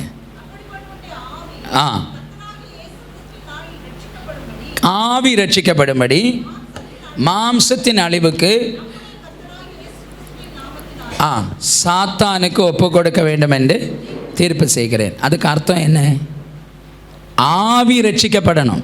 உங்களுக்கு விளங்கிச்சா? அப்படின்னா உங்களை ஆண்டவருக்கு பிடிச்சிட்டு உங்களை இழந்து போக அவர் விரும்பலை. இனி அதிகம் இந்த பூமியில் வச்சுருந்தா அவனை நான் இழந்து போக வேண்டியது வரும். அதனால் இனி நீ அதிக நேரம் இருக்க வேண்டாம், நீ ஓடுறது போதும். ஆமென். மாம்சத்தின் அழிவுக்கு ஒப்பு கொடுத்து ஆவியை விடுவிக்கிறார். அப்போ ஏன் வியாதி வருதுங்கிறது உங்களுக்கு விளங்கிச்சா? ஏன் வியாதி வருது? ஆமென். நம்ம இனி பூமியில் வச்சுருந்தா சரியாகாது, அவருடைய நாம அபமானப்பட்டுருன்னு அறிஞ்சவர் மாம்சத்தின் அழிவுக்கு ஒப்பு கொடுத்துட்டு ஆவியை விடுவிக்கிறார். அப்படின்னா ஆவி கண்டிப்பாக நரகத்துக்கு போகாது, ஆவி தேவனுடைய ராஜ்யத்துக்கு தான் போகும். இல்லை, ஒரு விபச்சாரக்காரனை பார்த்து தானே அப்படி சொல்கிறார், அவனுடைய ஆவி ரட்சிக்கப்படும்படிக்கு. அப்படின்னா கடுமையான வியாதி வந்து தாக்கி மரண போராட்டம் வந்துட்டா அந்த லாஸ்ட் டைம்லேயே அது சொல்லுவாங்க, ஆண்டவரே உம்மை ஏற்றுக்கொள்கிறேன், தயவுசெய்து நான் செஞ்ச பாவத்தை எல்லாம் மன்னிச்சிருங்க, தப்பு பண்ணிட்டேன், இனி பண்ண மாட்டேன், என்னை மன்னிச்சிருங்க ஆண்டவரே, நம்முடைய ராஜ்யத்துக்குள்ளே ஏற்றுக்கொள்ளுங்கன்னு ஒப்பு கொடுத்துருவாங்க. ஒப்பு கொடுத்து அடுத்த செகண்டே கர்த்தர் எடுத்துருவார். அதோட அவங்க ஆவி நித்தியத்துக்குள்ளே போயிடுவார். ஆமென் சொல்லுங்க பார்க்கலாம். மாம்சம் அழிஞ்சு போயிடும். 1-2 முறை வான் பண்ணிட்டார், பல முறை வான் பண்ணிட்டார், பல முறை ஜீவ மரண போராட்டத்தில் போய்ட்டு கொண்டு வந்துட்டார். திரும்பவும் நீங்கள் மனம் திரும்பலை அப்படின்னா ஆலயத்தை இடிக்கிறபடினால் நான் ஆலயத்தை இடித்தவனை நான் இடிச்சிருவேன். அதுதான் மரணம் வர காரணம். எத்தனை பேருக்கு நான் சொல்லுறது விளங்கிச்சு? நீங்கள் தேவனுடைய காலையில் அதிகாலையில் நைட்டு 10 மணிக்கு குறைஞ்சபட்சம் 11 மணிக்குள்ளேயாவது தூங்குங்க. அதிகாலை 5 மணிக்கு எழும்பி பழகுங்க. 2 மணி நேரமாவது ஆண்டவருக்கு கொடுங்க. ஹல்லேலூயா. ஆமீன். காலையில் 9 மணி 10 மணிக்குள்ளே பிரேக்ஃபாஸ்ட்டை கம்ப்ளீட் பண்ணுங்கள். மத்தியானம் 2 மணிக்குள்ளே லஞ்சை கம்ப்ளீட் பண்ணுங்கள். ஆமீன். நைட்டு மேக்ஸிமம் 9 மணி 10 மணிக்குள்ளே உங்கள் சாப்பாடை என்னோட அபிப்பிராயத்தை சொல்லப்போனால் 6 மணிக்கு சாப்பிடுங்க. பெட்டர் 6 மணிக்கு 7 மணிக்குள்ளே சாப்பிடுங்க. சாப்பிட்டு ஒரு 3 மணி நேரமாவது தாண்டி தூங்க போங்க. ஆமீன். காலையில் எழும்பின ஒரு 1/2 லிட்டர் தண்ணியாவது குடிங்க. ஆமீனுங்க. ஆமீன். ஜபிக்கவும் பைபிள் வாசிக்கிறதுக்கு அதிக முக்கியத்துவம் கொடுங்க. ஆமீன். ஃபெல்லோஷிப்பை விட்டு விடாதீங்க. இதெல்லாம் செய்தீங்கன்னா நம்முடைய ஆலயம் பரிசுத்தமாக இருக்கும், நம்முடைய ஆலயம் ஆரோக்கியமாக இருக்கும். எத்தனை வருஷம் இருக்கிறோமோ அத்தனை வருஷம் நம்ம மூலம் ஆண்டவருக்கு ராஜ்யம் மகிமைப்பட்டுக்கிட்டே இருக்கும். கண்களை மூடலாமா? எல்லாரும் எழுப்பி நில்லுங்க பார்க்கலாம். ஹல்லேலூயா. Thank you Holy Spirit. ஆண்டவரை பார்த்து நீங்கள் ஜெபம் பண்ணுங்க. ஆண்டவரே என்னை பரிசுத்தப்படுத்துங்க. ஆண்டவரே என்னை சுத்திகரிங்க. ஆண்டவரே நம்முடைய நாமத்துக்கு மகிமையாய் நிறுத்துங்க. ஆண்டவரே ரபா கனா சட்டனா லேபரியான் சரல ரபன ஹஸ்மனா. ஆமேன். எல்லா கைகளை உயர்த்தி பிடிங்க. எல்லா கண்களையும் மூடுங்க. ஆமீன். 1-2 நிமிடம் ஜெபம் பண்ணுங்க. தகப்பனே, நாங்கள் தேவனுடைய ஆலயம், தேவனுடைய ஆவியானவர் எங்களுக்குள் வாசம் பண்ணி இருக்கிறேன். பல நாள் நாங்கள் எங்களுடைய விலையை அறியலை, நாங்கள் யாருங்கிறத உணரலை. ஆமீன். நிறைய பேரை சபிச்சுக்கிட்டு இருக்கிறோம், நாங்கள் யூஸ்லெஸ்ன்னு சொல்லிகிட்டு இருக்கிறோம், எங்களையே நாங்கள் கெடுத்துக்கிட்டு இருக்கிறோம், குறை சொல்லிகிட்டு இருக்கிறோம். ஆனால் எங்களை சர்வ வல்லவர் எவ்வளவு கனமுள்ள பாத்திரமாய் அலங்கரித்து வச்சிருக்கீங்கிறத நாங்கள் உணரல. ஆண்டவரே, இன்னைக்கு ராத்திரி எங்களை ஒரு அலங்கார பொருளாய் மாற்றுங்க ஆண்டவரேன்னு சொல்கிறவங்க கையை உயர்த்தி ஜெபம் பண்ணுங்க பார்க்கலாம். ஹோரியாந்தரலரி அத்தனலரபல பிரபதி பிரிகடக ஷேட்டல் மரியாந்தரலரா. ஜெபம் பண்ணுங்க, ஜெபம் பண்ணுங்க, ஜெபம் பண்ணுங்க, ஜெபம் பண்ணுங்க, ஜெபம் பண்ணுங்க, ஜெபம் பண்ணுங்க. ரமன ஷபரலரபரதன ரீமனியந்தரலரபல பிரபாதான ரிகான ஷேட்டேரி பிலியந்தரலரபல பிரபாத அர்த்தனா ஷேட்டேரி பிலியந்தரலரபல பிரபாத. கொஞ்ச நேரம் ஆண்டவருக்கு ஒப்பு கொடுங்க, ஒப்பு கொடுங்க. ஆண்டவரே, இன்னையிலிருந்து நான் என்ன ஒழுங்குபடுத்த சொல்லுங்க, ஒழுங்குபடுத்துங்க. ஆலயத்தை நான் கெடுக்க மாட்டேன் அப்பா. கொஞ்ச நாள் நான் ஆலயத்தை கெடுத்துக்கிட்டு இருக்கிறேன், ஆலயத்தை கெடுத்துக்கிட்டு இருக்கிறேன். நீங்க தங்குற ஆலயத்தில் வேற பலரையும் தங்க வச்சுட்டு உமக்கு கொடுக்க வேண்டிய முக்கியத்துவத்தை வேற யாருக்கெல்லாமா கொடுத்துட்டு ஆண்டவரே உமக்காய் வாழ வேண்டிய நான் வேற யாருக்காகவும் வாழ்ந்துகிட்டு இருக்கிறேன். என் ஆலயம் அசுத்தமாக இருக்கிறது டாடி, என் ஆலயத்தை சுத்தப்படுத்துங்கப்பான்னு ஜெபம் பண்ணுங்க, ஜெபம் பண்ணுங்க. ஹோராபால ஷேகேரியாந்தரா யலம் பிரபஸ்ம தெர்பெலரே லெட்டரமன ஹதல கர்மவதனிய பிரபாத ரிமான வைட பிரபாலவர்தனே தேவரிச்சன பிரபதிகள் கரஸ்மதேனே லெட்சட்டுரியந்தரல ரபன ஷேட்டேரியந்தரம் லமான ராதானா லவந்தரல ரபதிஹனசே ஐசத்தரி மிஹி மரவஷேகேனே. அப்பா, எங்களை மன்னியாண்டவரே சொல்லுங்க. இப்படி ஆலயத்தை நீங்க மட்டும்தான் இருக்கணும் ஆண்டவர், நீங்க மட்டும்தான் இருக்கணும், நீங்க மட்டும்தான் இருக்கணும். ஆமென். தேவையில்லாததெல்லாம் இறக்கி விடுங்க, இறக்கி விடுங்க. பண்டிகுட்டியை இறக்கி விடுங்க, மாட்டுக்குட்டியை நாய்க்குட்டி எல்லாம் இறக்கி விடுங்க, நாய்களையும் புயலை இறக்கி விடுங்க. ஆவியானவருக்கு இதயத்தில் இடம் விடுங்க, இடம் விடுங்க, இடம் விடுங்க. ஆலயத்தில் அவர் மாற்றல் இருக்கட்டும். ஆலயத்தினுடைய அசுத்தங்களை சுத்திகரிங்க, சுத்திகரிங்க, சுத்திகரிங்க. இயேசு கிறிஸ்துவினுடைய பரிசுத்த ரத்தம் அவன் சகல பாவங்களையும் கழுவி நம்மை சுத்திகரிக்குமே. ஆலயமே, you are not an ordinary person, you are an extraordinary person. நீங்கள் தேவனுடைய ஆலயம். ஆதியாகமம் 1ஆம் அதிகாரத்தில் தேவன் தம்முடைய சாயலின்படி ரூபத்தின்படி மனிதனை படைத்தார். தேவன் படைத்த மனுஷனை 2ஆம் வசனத்தில் மண் கூடாரத்திற்குள் ஸ்தாபித்தார். அவர் ஜீவ ஆத்மாவாய் மாறினார். அந்த மண் கூடாரத்திற்குள்ள வந்திருக்கிறது ஜீவனுள்ள தேவன். அவனுடைய மனம் தேவனுடைய மனம், அவனுடைய ஆவி தேவனுடைய ஆவி. தேவனே அந்த ஆலயத்துக்குள்ள வந்திருக்கிறார், தேவனே அந்த வீட்டுக்குள்ள இருக்கிறார். அதனால தான் பக்தர்கள் சொல்கிறார்கள், கூடாரமாகிய இந்த வீடு அழிந்து போனாலும் கைவேலை இல்லாத ஒரு நித்திய வீடு தேவன் எங்களுக்கு ஆயத்தப்படுத்தி வைத்திருக்கிறார். ஒரிஜினாலிட்டிங்கிறது சரீரம் இல்ல, ஒரிஜினாலிட்டிங்கிறது நம்முடைய ஸ்பிரிட், நம்முடைய ஆவிதான் ஒரிஜினல் மேன், ஆவிதான் ஒரிஜினல் விமன். ஹalleluya. அத பத்திரப்படுத்துங்க, பத்திரப்படுத்துங்க. இன்னைக்கு ஆர்டர் ஆகுங்க, ஆர்டர் ஆகுங்க. டிசிப்ளினுக்குள்ள வாங்க, சபை டிசிப்ளினுக்குள்ள வாங்க. அப்பாவுக்கு நாமம் நம்ம மூலம் மகிமைப்படட்டும், மகிமைப்படட்டும்.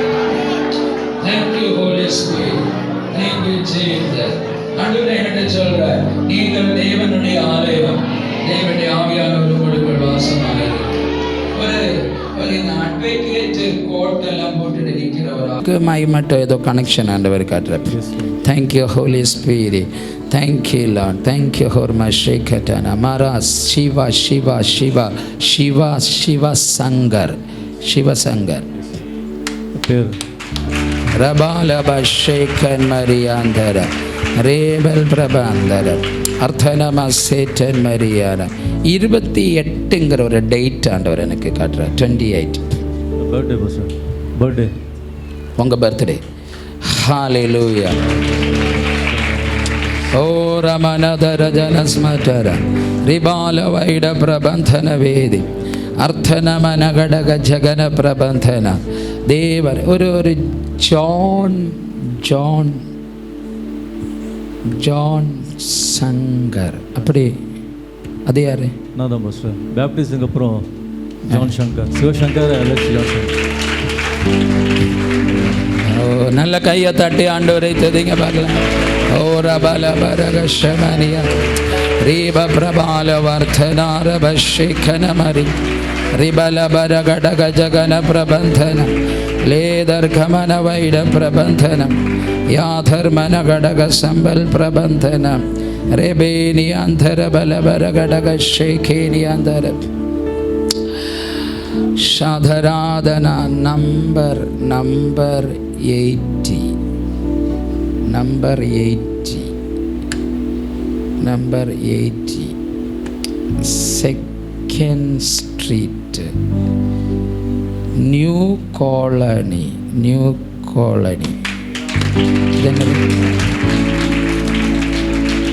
என்னது? என்னோட அட்ரஸ், வீட்டு அட்ரஸ். நான் உங்கள் வீட்டுக்குள்ளே போகிறேன். ஹௌரபா ஷேதரிபி ரீமான வைட பிரபஸ்மனா உங்கள் வீட்டில் இருந்து ஒரு துக்கத்தின் ஆவி ஆண்டவர் ரிமூவ் பண்ணுறாரு. கேட்டிங்களா? ஒரு துக்கத்தின் ஆவியை ரிமூவ் பண்ணுறார்.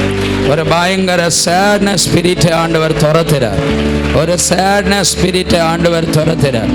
ஒரு சேட்னஸ் ஸ்பிரிட்டை ஒரு துக்கத்தின் ஆவி ஆண்டவர் துரத்துறார். கமான், சபை கையை தட்டி ஜெபம் பண்ணுங்க, ஜெபம் பண்ணுங்க, ஜெபம் பண்ணுங்க. ரபல ஷபல பரலர அர்த்தனல ரபல பிரபதி பிரி கடகஸ்மன கொஞ்ச நாளா ஒரு வருத்தத்துக்குள்ள 6 மாசத்தை ஆண்டவர் எனக்கு காட்டுறார். 6 மாசமாய் ஒரு பயங்கர சேட்னஸுக்குள்ள துக்கத்துக்குள்ள நீங்க போயிட்டு இருக்கிறத பரிசுத்த ஆவியா நீங்க ஏதோ நேசிச்ச ஒன்ன இழந்திருக்கீங்க. அல்மன வைட 30ங்கிற ஒரு டேட் ஆண்டவர் காட்டுறார். 30ங்கிற ஒரு டேட் ஆண்டவர் எனக்கு காட்டுறார். 30 ஷமானியா ஜூன் மாசமாட்டு தொடர்பு கொண்டு உங்க லைஃப்ல ஏதோ ஒரு பெரிய இழப்பு சந்திச்சது ஆண்டவர் எனக்கு காட்டுறார். ராஷனால பாகசே லாஸ்மனியாந்தரா உங்க லைஃப்ல இழந்ததை கர்த்தர் உனக்கு திருப்பி தர போகிறார். துக்க சந்தோஷமாய் மாற போகுது. கஸ்தூரி இப்படி ஒரு பேர் ஆண்டவர் காட்டுறார். அம்மா அம்மா அன்னைக்கு தான் இறந்தாங்க. நீங்க சொல்ல டேட் தான். ஹர்மனா ஷேகலபதர எல்லா சேட்னஸ் ஸ்பிரிட் ரிமூவ் ஆகட்டும், ரிமூவ் ஆகட்டும், ரிமூவ் ஆகட்டும், ரிமூவ் ஆகட்டும். சபை ஃபுல்லா ஜெபம் பண்ணுங்க பார்க்கலாம், ஜெபம் பண்ணுங்க பார்க்கலாம், ஜெபம் பண்ணுங்க பார்க்கலாம். ஹோடரபானா ஹதர ஜகஸ்மனா இப்ப அந்த வீட்டுக்குள்ள அலையடிக்கிற துக்கத்தின் ஆவியை இப்ப நான் பிரேக் பண்றேன். துக்கத்தின் ஆவியை நான் இப்ப பிரேக் பண்றேன். இழப்பு நஷ்டங்களை கொண்டு வந்து மரண கட்டுகளை விட்டு ஆமென் சாட்டன் ஆமென். அது ஒரு மரணம் நடக்க வேண்டிய சீசன் ஒண்ணு இல்லை. ஆனா ஆமென் ஆமென் ஆமென் ஆனா ஆமென் அது அனுமதிக்கப்பட்டது. ஆமென் அது சாத்தானுடைய தந்திரம். உனக்கும் உன்னுடைய ஆமென் தேவ திட்டத்துக்கும் உன்னுடைய வேலைக்கும் உயர்வுக்கும் எதிராக நிறைய சவால்கள் எழும்பி நிற்கிறது. பரிசுத்த ஆவியானவர் எனக்கு காட்டுறார். பட் தேவ மனுஷா இன்னைக்கு நீ வந்ததில்லை, கர்த்தரனை கொண்டு வந்தார். சர்வ வல்லவர் இந்த ராத்திரி உன்னுடைய துக்கத்தை சந்தோஷமாக்குகிறார். anointing fill ஆகட்டும், fill ஆகட்டும், fill ஆகட்டும். இருதயத்தில் அந்த sadness spirit வெளியே போட்டும், அந்த sadness spirit வெளியே போட்டும், வெளியே போட்டும், வெளியே போட்டும், வெளியே போட்டும். come on, come on, come on. தொடுங்க ஆவியானவரே, தொடுங்க, தொடுங்க, தொடுங்க, தொடுங்க, தொடுங்க. the anointing of fire, the anointing of fire, the anointing of fire. feel it, feel it, feel it, feel it, feel it, feel it. தேவ அபிஷேகங்களை தொடுகிறது, தேவனுடைய அபிஷேகங்களை தொடுது. உடைய உள்ளான மனுஷனை சர்வ வல்லவர் தொடுகிறார். உடைய ஆவியில் ஒரு அனல் உண்டாகிறது, ஒரு அபிஷேக அக்கினியோ மேல வந்து விழுகிறது. ஆமென். ஒளி வரும் பொழுது இருள் வெளியே போகும். இன்னைக்கு ஜெபம் பண்ணும்போது சில இருளுடைய வல்லமைகள் உடைய உள்ளான மனுஷன்ல இருந்து வெளியே போய்கிட்டு இருக்கிறோம். ஜெபிங்க, ஜெபிங்க, ஜெபிங்க. லமனா ஹதரபாசி. ஒரு பயங்கர anointing இறங்கட்டும், ஒரு பயங்கர anointing இறங்கட்டும், anointing இறங்கட்டும். கல் உருண்டு போகிறதை போல இதயத்தில் இருக்கிற பாரங்கள் எல்லாம் உருண்டு போகட்டும், உருண்டு போகட்டும். சுகங்கள் உண்டாகட்டும். இப்போ மைண்ட் ஃப்ரீ ஆகட்டும், மைண்ட் ஃப்ரீ ஆகட்டும், மைண்ட் ஃப்ரீ ஆகட்டும், மைண்ட் ஃப்ரீ ஆகட்டும். எல்லா அன்காட்லி சோல்ட்டை செய்யும் இயேசு கிறிஸ்துவின் நாமத்தில் நான் பிரேக் பண்றேன். இப்போ break it the power right now, break it. ஷாராகாசியா. சபை முழுவதும் கையை தட்டி ஆவியில நிரம்பி கொஞ்ச நேரம் ஜெபம் பண்ணுங்க, ஜெபம் பண்ணுங்க, ஜெபம் பண்ணுங்க. லிபானியா தரலரா ஷைடரபலதனா. ஆண்டவரங்களை பயங்கரமாய் உயர்த்துவேன் ஆண்டவர் சொல்றார். இந்த லீகல் அட்வைசர்ங்கிற மாதிரி ஒரு உயர்ந்த பொசிஷனுக்கு கர்த்தர் கொண்டு வருவார். பொலிட்டிக்கல் லெவலுமாயிட்டு தொடர்பு கொண்டு ஒரு அதிகார பொறுப்பில் கர்த்தர் கொண்டு இருத்துவார். ராஜ்யங்களை அசைக்கிற ஒரு தேவ மனுஷனாக நீ மாறுவார். கவர்மெண்ட் லெவலில் ஒரு பயங்கர இன்க்ரீசிங் உனக்கு உண்டாக போகுதுன்னு பரிசுத்த ஆவியானவர் என்கிட்ட சொல்றார். ஹalleluya. ஒரு பிராக்கெட் பீரியட், ஆமென். ஒரு லா காலேஜ், ஒரு லா காலேஜ், ஆமென். அப்படி ஒரு ப்ராஜெக்ட் தொடங்குறது பரிசுத்த ஆவியானவர் எனக்கு காட்டுறார். எளியவனை புழுதியிலிருந்து உயர்த்தி உன்னதமானவர்களை நடுவில் இருத்துகிறவர். தாவீதே, சவுலினுடைய அரியணை உனக்காக காத்திருக்குதுன்னு பரிசுத்த ஆவியானவர் இந்த ராத்திரி சொல்றார். இப்போ பயங்கர பொறாமை உள்ளவங்க இருக்கிறாங்க. ஆண்டவர் சொல்றார், உனக்கு பயங்கர பொறாமைகள் இருக்குது. உங்களுக்கு விரோதமாய் சில பில்லி சூனியங்களை வர செஞ்சிருக்காங்க. உங்க வீட்டுக்குள்ள நிம்மதி இல்லாத பல அனுபவங்களும் நிலைமைகளும் உங்களோட லைஃப்ல உண்டாயிருக்கு. ஆமீன். அன்எக்ஸ்பெக்டடா தான் சிலது நடந்திருக்கு. பயங்கர ஃபெயிலியரான அனுபவங்கள் எல்லாம் உங்க லைஃப்ல இருந்திருக்கு. ஆனா சர்வ என்கிட்ட சொல்றார், பயங்கர ஒரு அசாதாரண பிளெஸிங் உங்களுக்குள்ள. என்ன கோடி வாக்கமா, கோட்டி அது என்னது?